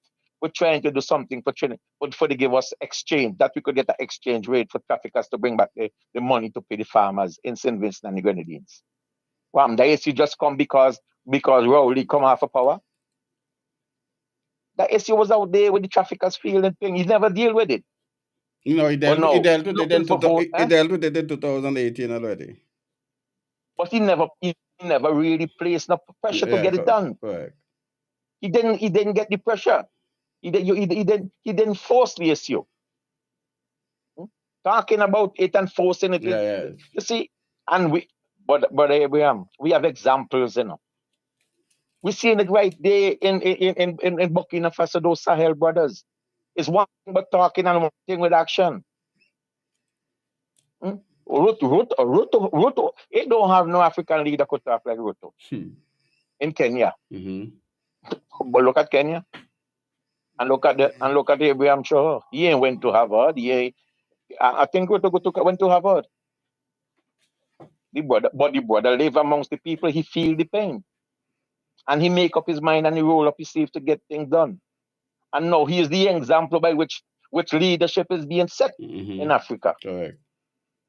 So Vincent Chan, stop buying to talk, man. Look at the action. This Prime Minister do too much of foolishness for we to vote it back. Look at the geothermal. I think if we didn't make an invest in some fall farm somewhere, we would have been paying dividend. Because we would have cut down on our poultry import bills. Look at what he did to the farmers. Look what he did to farmers. Down in Richmond Vale. He take all the land that used to be Crown land and put them in the hands of national properties. Now you don't know who's a sales agent. You don't know where the land them going. Now he did down in Canawan, fighting up a man for some money to help people. Where are people taxes going to? Where all the money you get for when in the volcano relief funds? Where are the donor agency money? Come on, Vincent Chan. It's time enough for all the question the government. The government cannot sue nobody if you ask question. Don't make statement without you say, I'm asking you. You don't even have to allege nothing. You ask question. It's your civic responsibility to question your elected officials. And once you question the officials, your elected official, they cannot sue you. That is your responsibility as a citizen. Citizenship have meaning. It have meaning. He told you that. Well, one of the meaning is questioning him. So ask them which part all the money gone. Where the $400 million you say you have to spend and he ain't giving it to you, Stas? Ask them where it go. This is why you need forensic audit. Have a good night, my brothers. Right. A very good program. Okay, thank you. All right. Yeah, so keeping it real right here on Night Radio, boy. Yes, the way to see the work, I'm still with the working condition of workers. They passed the OSH bill, and it has not had the regulation, so it has no teeth. You go in, the place are dusty and mucky, mold growing on the wall in some places, and all these things that workers are exposed to. The Ministry of Education had to run because ever so often they were taking down with bronchial thing. A tree was growing in the center of the building roof. Huh? And you wanted them to continue to occupy that? Tell me. I was going through the laws of St. Vincent and the Grenadines. Sometime I was looking for a particular piece of legislation. And when I was going through the 2009 amended laws of St. Vincent and the Grenadines, what shocked me is that I saw in it the Freedom of Information Bill. And I say that is high-class dishonesty on behalf of the government to place in the chapters the Freedom of Information Bill when we know that it never saw the light of day from 2003. And we cannot go and get information if we want freely, so or even have to even pay to get those information. So I think it was kind of dishonesty because that was rejected since in 2003. Because I remember when Glenford and myself, when we dealt with it on this program and indicate all the shortcomings, then we were told, I think it's either 2004 or around 2005, that it was not in compliance with other law and financial and state rule and other things, store rules and other things, and to place it in the law books. I think that is a high level of intellectual dishonesty on behalf of the government. The thing is that if we had that particular bill in place where we could have got information, the question that Ballantyne asked, we could have got that information easily from the authority. But you want information and you can't get information. You will go seek information and you can't get information. I think the only place you may be able to get some information free is if you go up to the library or to the archives. Person whisper to give you certain information in the corners, and because sometimes you want to protect the individual, you don't mention the information you received. Pleasant good night. Hello, good night, Good night. Mr. Abraham. Good night. Mr. Ham to conduct himself, up to he did the program there with Margaret and some one of the other ministers. Yes, I listen. Not the minister, the Is it candidate who is. behavior? Yes. Is it habit he doing all the time conduct himself? What he want Mr. Freddy to do? Look, Mr. Freddy, them want to get accountability. They ain't get him and trying the best. They're trying the best. He behaving too bad. He must want to conduct himself for a big man. Is it part of the program? Trace him. Eh? Yeah, Mr. Abraham, Yes, that's yes. all I have Okay, to say. thank you. Yeah. I'll tell you something. And when you're in certain position, people walk up to you and give you a lot of information, but you can't always speak about those information because you may not have evidence. And I'll tell you a story.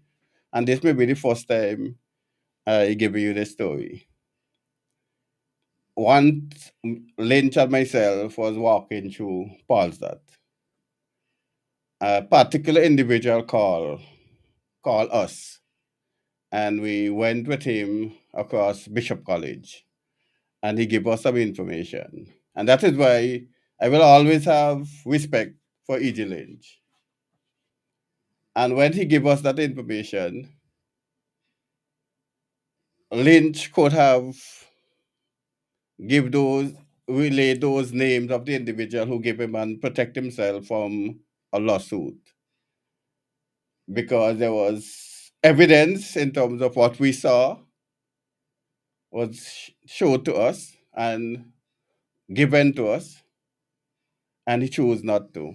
So I'm saying in light of what is happening, if we have the Freedom of Information Bill, then things could have been better. I remember working with a particular lawyer, and this time the OECS had what you call the Communication of Interception Bill. And I spoke to some individuals who ought to know. And they told me, yes, there's wiretapping going on in St. Vincent and the Grenadines at the time. And they identify the particular police officers who are basically monitoring and operating that system. And the lawyer said to me, but we can't do nothing about it until you have laws in place where you can challenge it. There's nothing you could do about it. And every government have those sort of things where they listening on certain individuals, and it even worse. This time, that is what he indicated. So, but in those two incidents I made mention of, okay, I'll rest my case on those. But if you have freedom of information bill, a lot of the things that are hidden from us would have been revealed. And Dr. Gonzalez, I don't know whether or not it's deliberate, because he ought to know the law, and other members of his cabinet who were lawyers at the time ought to know that what they were doing was not in compliance with other regulations. And they found out that as early as 23, because I remember we were at a function overseas, and I think Selman Walters was the minister, and he had to call to verify whether or not it was operational, and he was told that it's not operational. So the kind of dishonesty in certain things happen in this country. I'll give you another story, and it's story time. A particular individual indicated one time about a particular incident in Simbason at the hospital. And the government wanted to take legal action to sue him for, we call it, causing fear and alarm. And only because of a particular person in the ULP administration with a certain level of integrity indicated, no, we can't do that because it's a fact that what the individual mentioned was correct. And then the response he received is yes, but he wouldn't be able to prove it. And when they go to court, and that is a certain level I can't tolerate. If you know it's fact, state the facts. But we have the tendency to cover up and tell lies to make other people look bad when we know for a fact what they're saying is correct. So I have problem with those things, right? So yes, so let us go to deal with the issue for you with the you mentioned, because I remember I think it's last year or earlier this year where the newspaper I think make mention of the issue down at the public health department with the kitchen and other thing, and we saw some pictures there, and there nothing was done. We had information, Poya. Hey, we had information. We had information also where at the Ministry of Education there was a serious problem at the Ministry of Education.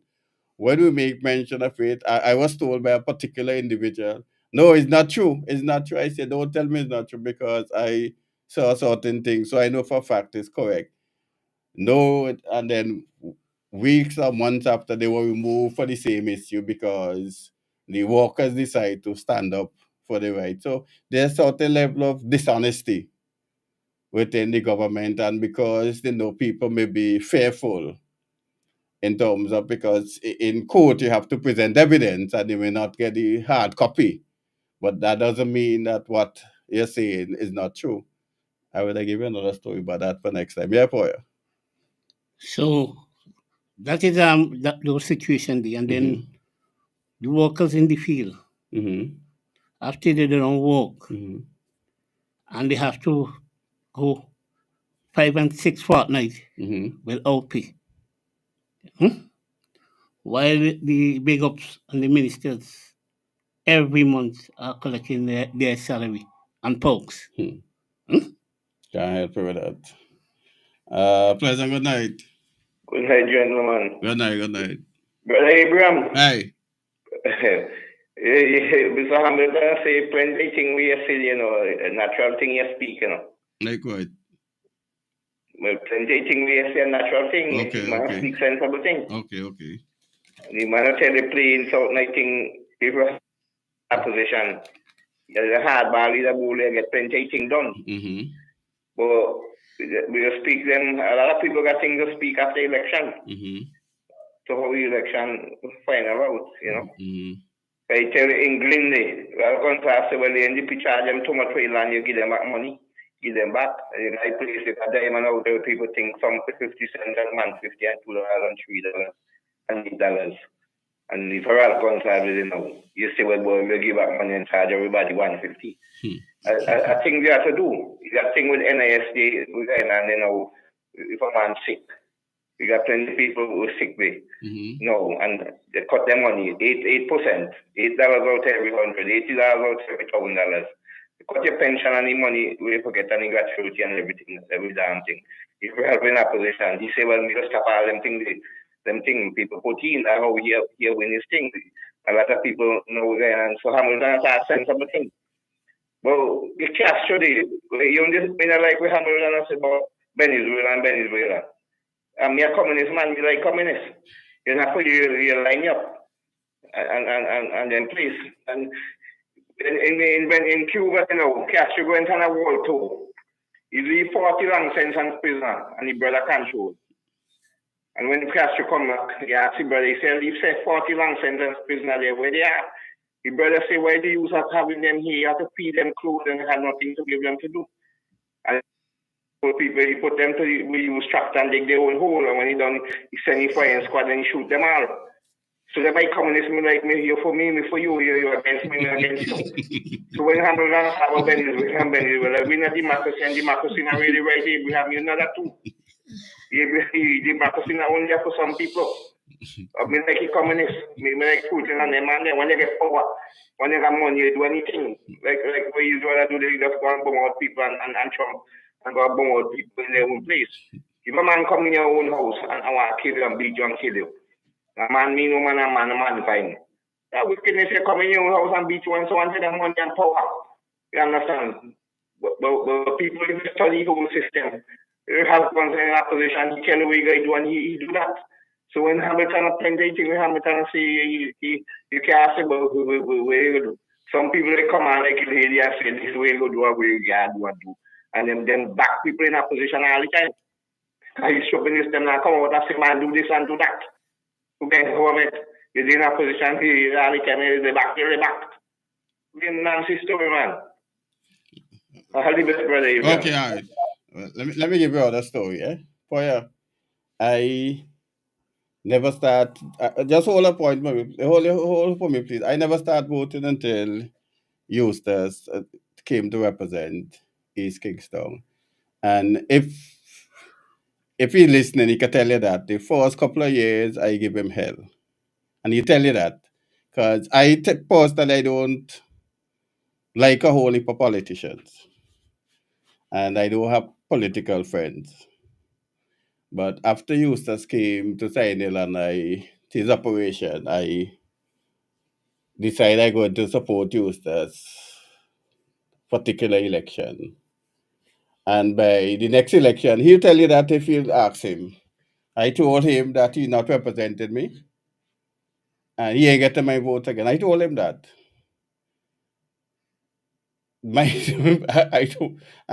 Yes, I told him that. When Luke Brown came and Luke Brown asked him for my vote, I gave Luke Brown his story too. And I'm a different individual. So let me just take the call. Sorry to have you all. And pleasant good night. Yeah, pleasant good night, Abraham. I forget to have you all in too long. Yes. No problem. Go ahead. Problem. I know it is. I like to listen to Yes. Yeah. Good night for you. Good night. Now, Abraham, Yes. I have been working down in Canawan since the beginning of March. Okay.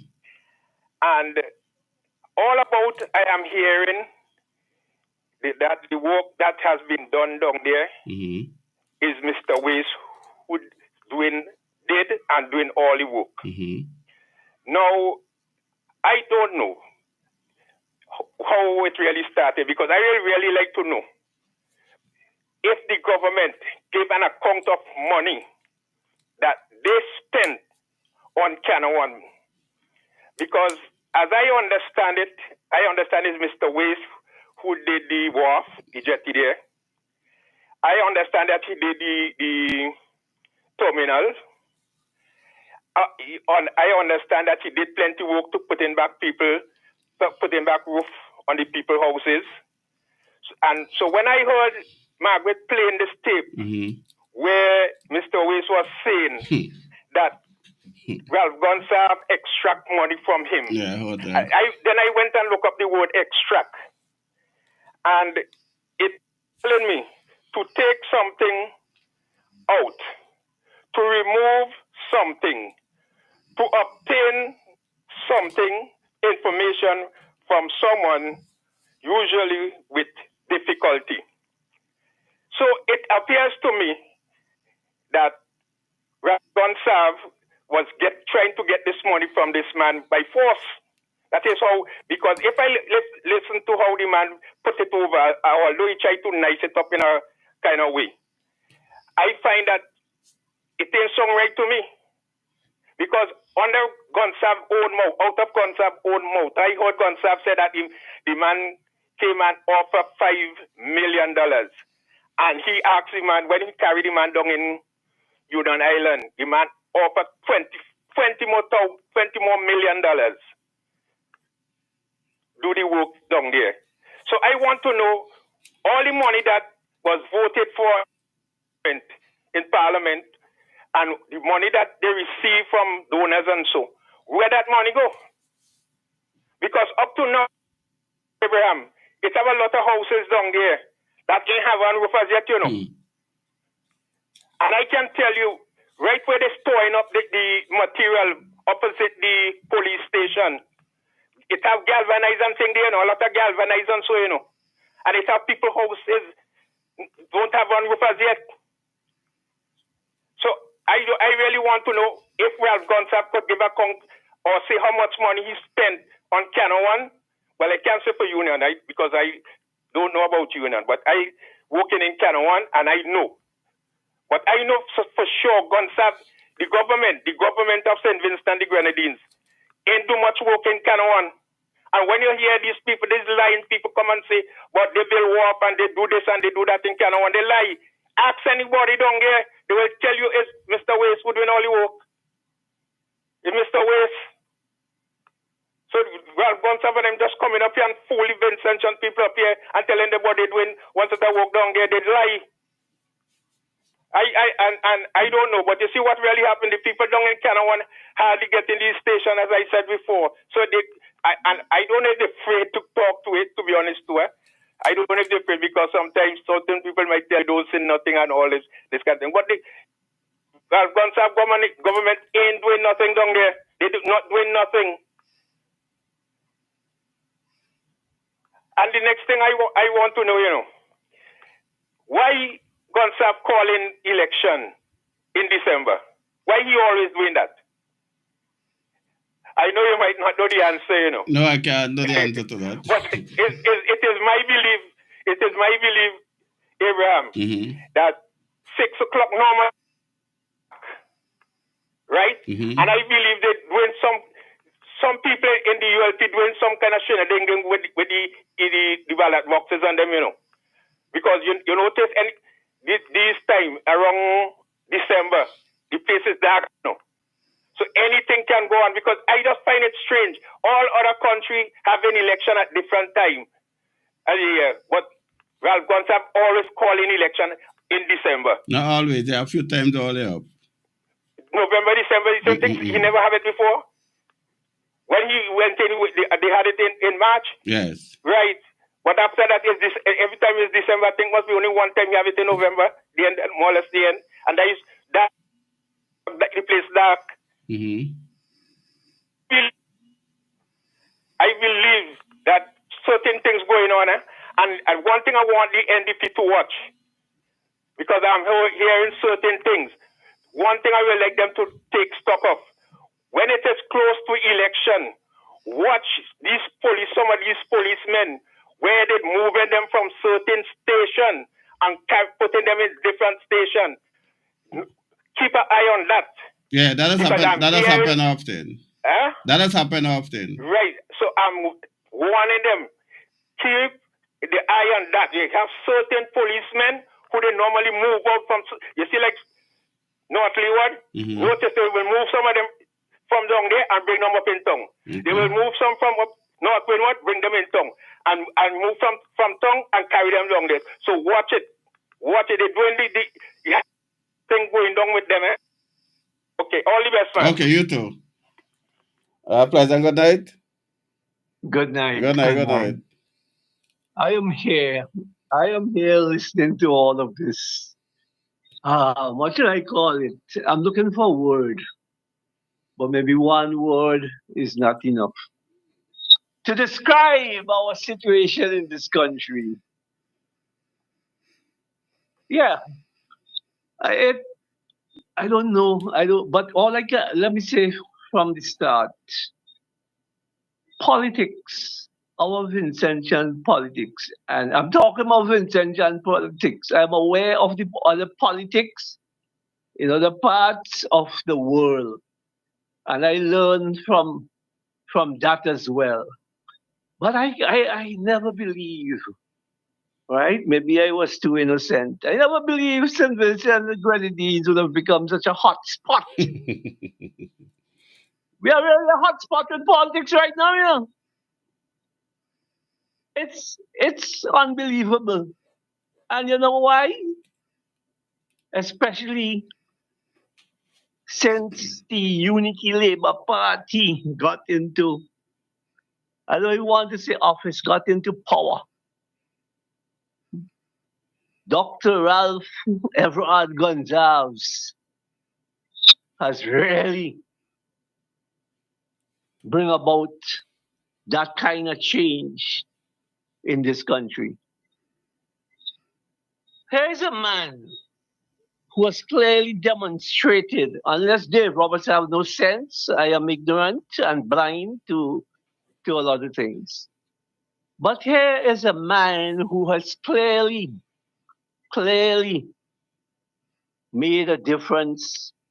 And when I say a difference in terms of where our politics is in the country today, our politics has become real dirty, corrupt. It stinks to the high heavens. I used to think we had bad politicians long time, but God bless those politicians that gone before. God really bless them, because the politicians we have now, oh Jesus Christ, mother walk according to somebody. They're like criminals. You hear me expressing myself, you know. I'm sorry that I have to express myself like that, because I never wanted to find myself in a situation like this. But when you hear what is going on behind closed doors, what people are doing, killing their own people, stabbing their own people, you know, you don't know who to trust. You really don't know who to trust. And my intention is not to make the situation worse. I mean, for me, politics is more in our blood now than the blood Jesus Christ shed for us. I repeat that. Politics is in our blood. And you know, the blood comes up a lot where Christianity is concerned. But politics, dirty, worthless politics, is what has transformed. If we have a transformation, if you want to call it a transformation, dirty politics is what has transformed us. I mean, never in the history, never before do we have this current regime led by, they say, one of our brightest leaders. As some people would say, the best thing since sliced bread.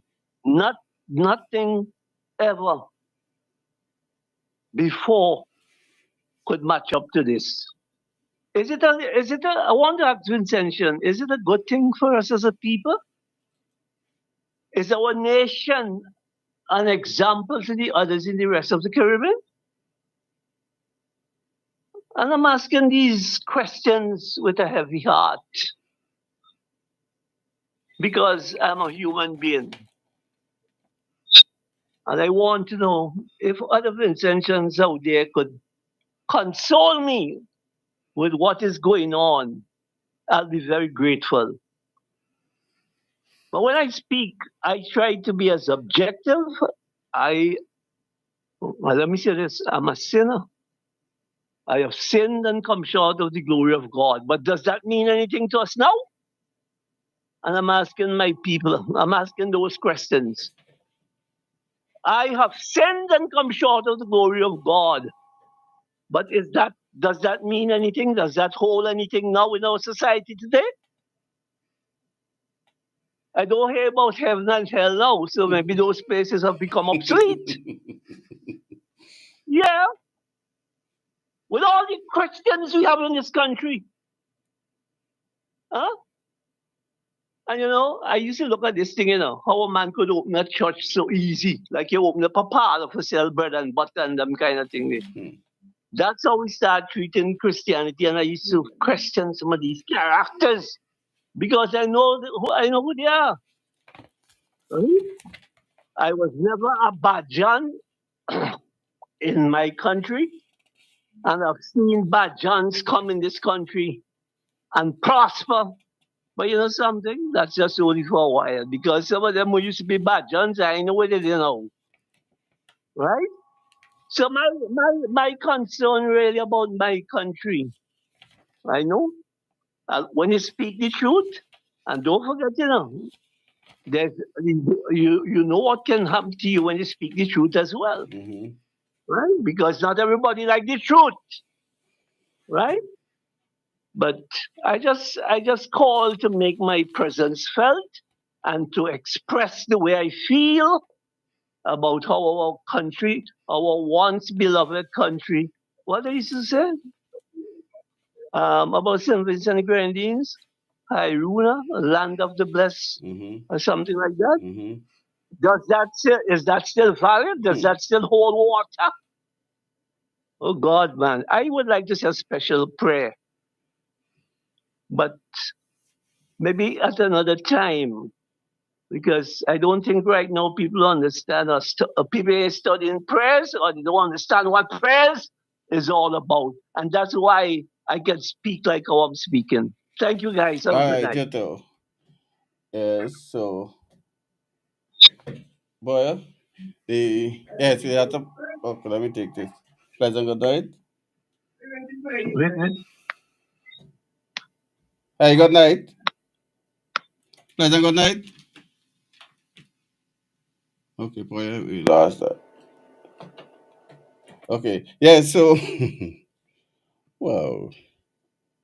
Yes, the thing is that I don't think the election ever called when it's constitutionally due. It's always before, because I think you go I think it's after the fourth sitting of parliament, I think so it never really called when it's due. But the thing is, it is 5 years. But the constitution say after the fourth sitting of parliament, I was looking for the particular wording. I can't remember the particular wording. So the thing is, it is that in our kind of parliamentary democracy, the election could call anytime. It could call after 3 years, after 4 years, after 2 years, it could call. So let me just have pleasant good night. Yeah, good night. Good night. Yeah, the government will wait for election. Hurricane for call the election. Hurricane you want for call the election. All right. So the thing is that you can call election when you want, because you don't have any fixed date in these parts. So you can call election, because like in Trinidad and Tobago, election was, they had about 6 months left before they could have called election, but they call it. I think Guyana have some months to before, because Guyana election I think is the 4th of September, but they have some time. So in our parliamentary democracy system, you don't basically have any specific time you could call election, but most of the government in the region call it within the 5 years time frame, but they don't have any specific time to call it. So yes, I think I want to say that they don't have any specific time. You have a thing. I know in the proposed constitutional bill we suggested within the time 30 days to 90 days within the last thing, so you couldn't go out of that. But I think most of the time is that is what we use still, even if it's not written in anything. Most of the time that is what we use, unless you have a snap election or other things. Yeah, boy. Now, however, I'm going into the education system. No. I was speaking to two past educational officers, Mm-hmm. and both of them are appalled Mm-hmm. of what has become of education. And all they say that they are saying is that the new set of teachers are fighting to finish a syllabus, and the children of them don't understand to us about what it is. But So you're finishing a syllabus, Mhm. and the children of them, 2 times 2 is 4. It's not only St. Basin alone, because Guyana and Jamaica had the same. But I had a clip in here, but I didn't get to play it. But it's not St. Basin alone is the issue. No, well, I know it's Mhm. is a thing throughout Yes. the Caribbean, Correct. right? Because they are pushing the syllabus thing, and not about ensuring that the children them has a foundation that they can work on to develop. And they said they ought to have a serious analysis of this situation, Mm-hmm. because it's only the high flyers and those who have money could help their own.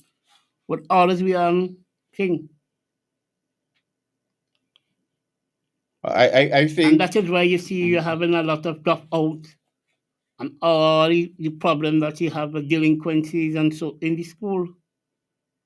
Because the children are frustrated because you're forcing them and they have not grasped the basics. for the problem, I don't. You see, the thing is, it is that the following the syllabus. I don't think that is the issue. The method of teaching, because you, even if you have to follow something, you can implement different method of presenting that particular information so that they could understand. So I think sometimes the teachers and other thing have to be adaptable, because both of us can have a document presenting the same thing and they don't understand a thing. I may be saying and understand everything you be saying because the manner in which you present or delivery. So you can be rigid in terms of the classroom. And I was speaking to a teacher the other day, and the teacher was telling me how they gave her a particular class and the children and them was close and close, slow students. And when they give her the class and she adopt different method in terms of teacher using the same syllabus, they were improving significantly. So the thing is, it is that sometimes we could adjust our teaching method in order to get a better result, and also in our delivery we can do different. Yeah, because both of us could versed in a particular field, but you deliver better than I do, right? Yeah. So Another aspect Mhm. also to know is the technology, Mm-hmm. AI. Mm-hmm. Said because I saw a clipping from England Mm-hmm. where a teacher is pulling the government to task Mm-hmm. with they pushing this AI and all these AI companies and Mhm. so all they are doing is visual. Mm. So no longer the teachers up there and talking. They have the AI and thing, and a lot of children are not learning. They've all they're studying to do is plagiarize. a lot of plagiarism is going on, where they ask AI to do their work for them. They're not learning. But that is the way we're going, and therefore that we have to deal with it. Because the thing is that you, in the early days, we had to go to the library, go through those encyclopedias and those big books to get the information. But we used to be critical in our thinking and use our brain. But when AI generates the things for you, you just basically copy and paste. And we're not critical in our thinking and analyzing and basically put it in our own word. That is the problem I have. So the school and the society have to teach people to be critical. And then we may have a problem with that, because if you look at our parliament and basically our discourse in St. Vincent and the Grenadines, you have an opinion, I don't agree with opinion. I basically say what you're talking is foolishness. And that is the problem that we have. We don't understand that everybody may able to grasp something differently or understand something differently and put it in a different form than you and I can put it in. So that is the problem we have. So what we need to do is teach the children to be critical. So even if you get the information from AI, like today, I was trying to get some information and I went into and I went into AI to get the information. And when I look at the information from AI, based on my own recollection, I know that the information wasn't correct. All the information was not correct. A pleasant good night. Good night, gentlemen. Good night. I just want to make a brief comment on that education thing that Yes. George just raised there. Mm-hmm. Now, a few mornings ago, I heard somebody making some comments on the education and the so-called education revolution, and what exactly was hoped to achieve by it. What was the goal? Good question. It was never stated. Well, it was never stated, but apparently this education revolution was meant to produce maybe lawyers. That's it. No tradesmen, no nothing. You mentioned the other day, you mentioned tonight that a while back, that tape, the Prime Minister of Jamaica complained that they're spending all this money and all the thinking about degrees. And he think the money ought to be diverted to trade schools. Yes. Recently, Yes. I think the fellow in Dominica also complained about the weight of these books on the children. Correct. And it's just nonsense. Now, when I was a little boy growing up, and Margaret was on a topic today, and I meant to come in there, but there's some people I don't want to talk to because they don't have no respect.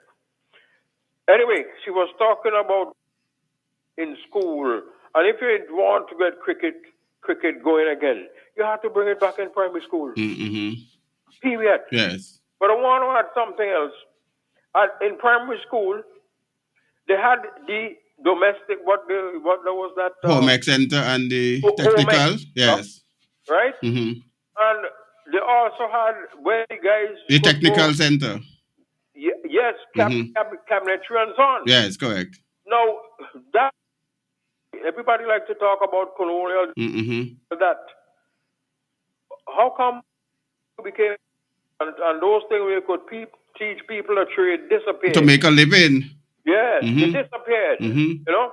And now here's some nonsense. Absolute nonsense. I sent stuff to the technical place at Arnsville there, with some tradition, electric tools so they could make stuff. I even sent stuff to the high school talk shop there, showing machines and stuff. Any of this going on now? The thing is though, here's something.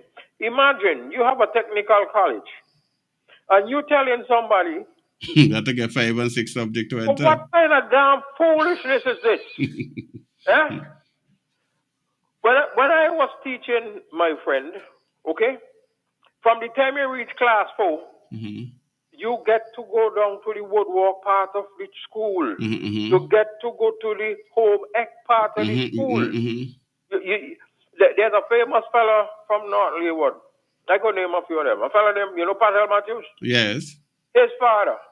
I bought my first mahogany trees made by him. You Okay. learned that? In Chumuka School. Okay. And I could name a whole bunch of others. But then, people who have this kind of experience, how come they're not pushing it? Listen, anybody could go find my whole rants on this education revolution, and we would remember my brother Hugh, my late brother, had a big part in it, but I didn't put a hoot. It was nonsense. It was absolute nonsense. And again, to come and tell somebody to go to the technical place down there, where is your hand you're going to use? You need to have subjects to get admitted to that. This is crap. And nobody's talking about it. I think they have a session where they make provision for persons on evening without subjects. And yes. It's not supposed to be an evening. Okay. It's supposed to be the entire thing. Okay. That means nothing. You don't need no subject to belong to be a carpenter, to belong to be a electrician. What you need subject for that for? You do a technical, you teach these people. As a matter of fact, I suggested a long time ago, the government building schools. Part of the contract is that the people getting this contract, whether the electrician or the this or that, should take on some of these children as apprentices. Correct. Part of the deal. When I come up with this whole nonsense on education revolution, but it only means a degree, and every house, every home in St. Vincent should have a degree. To do what precisely? To do what? To waive it. Waive it. Yes. So I suppose. You see, I always say this again. I have more respect for people like P.H. Vera, C.K. Graves, my partner in Paul's Lot with the tire shop. Those are the guys.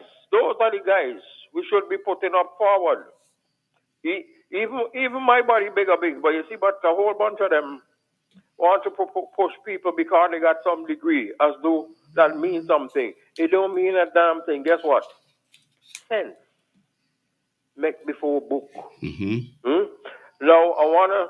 We have 2 minutes, eh? Okay, let me take this. You see, there are some people who see all criticism as bad. Of course, Hamilton could get overbearing at times. But that's no reason to jump all over the guy. When he makes his statement, people need to internalize. Does he have a point on this one? Does he have a point on this one? Don't completely. Guy, it's a mistake. A big mistake. Because you're behaving like those who don't want no criticism from the other side. We are not to be in that. You're supposed to show people that you welcome criticism and you're willing to listen. Good night, guys. All right. Boya? Well, the time is up. So it was good being here once again.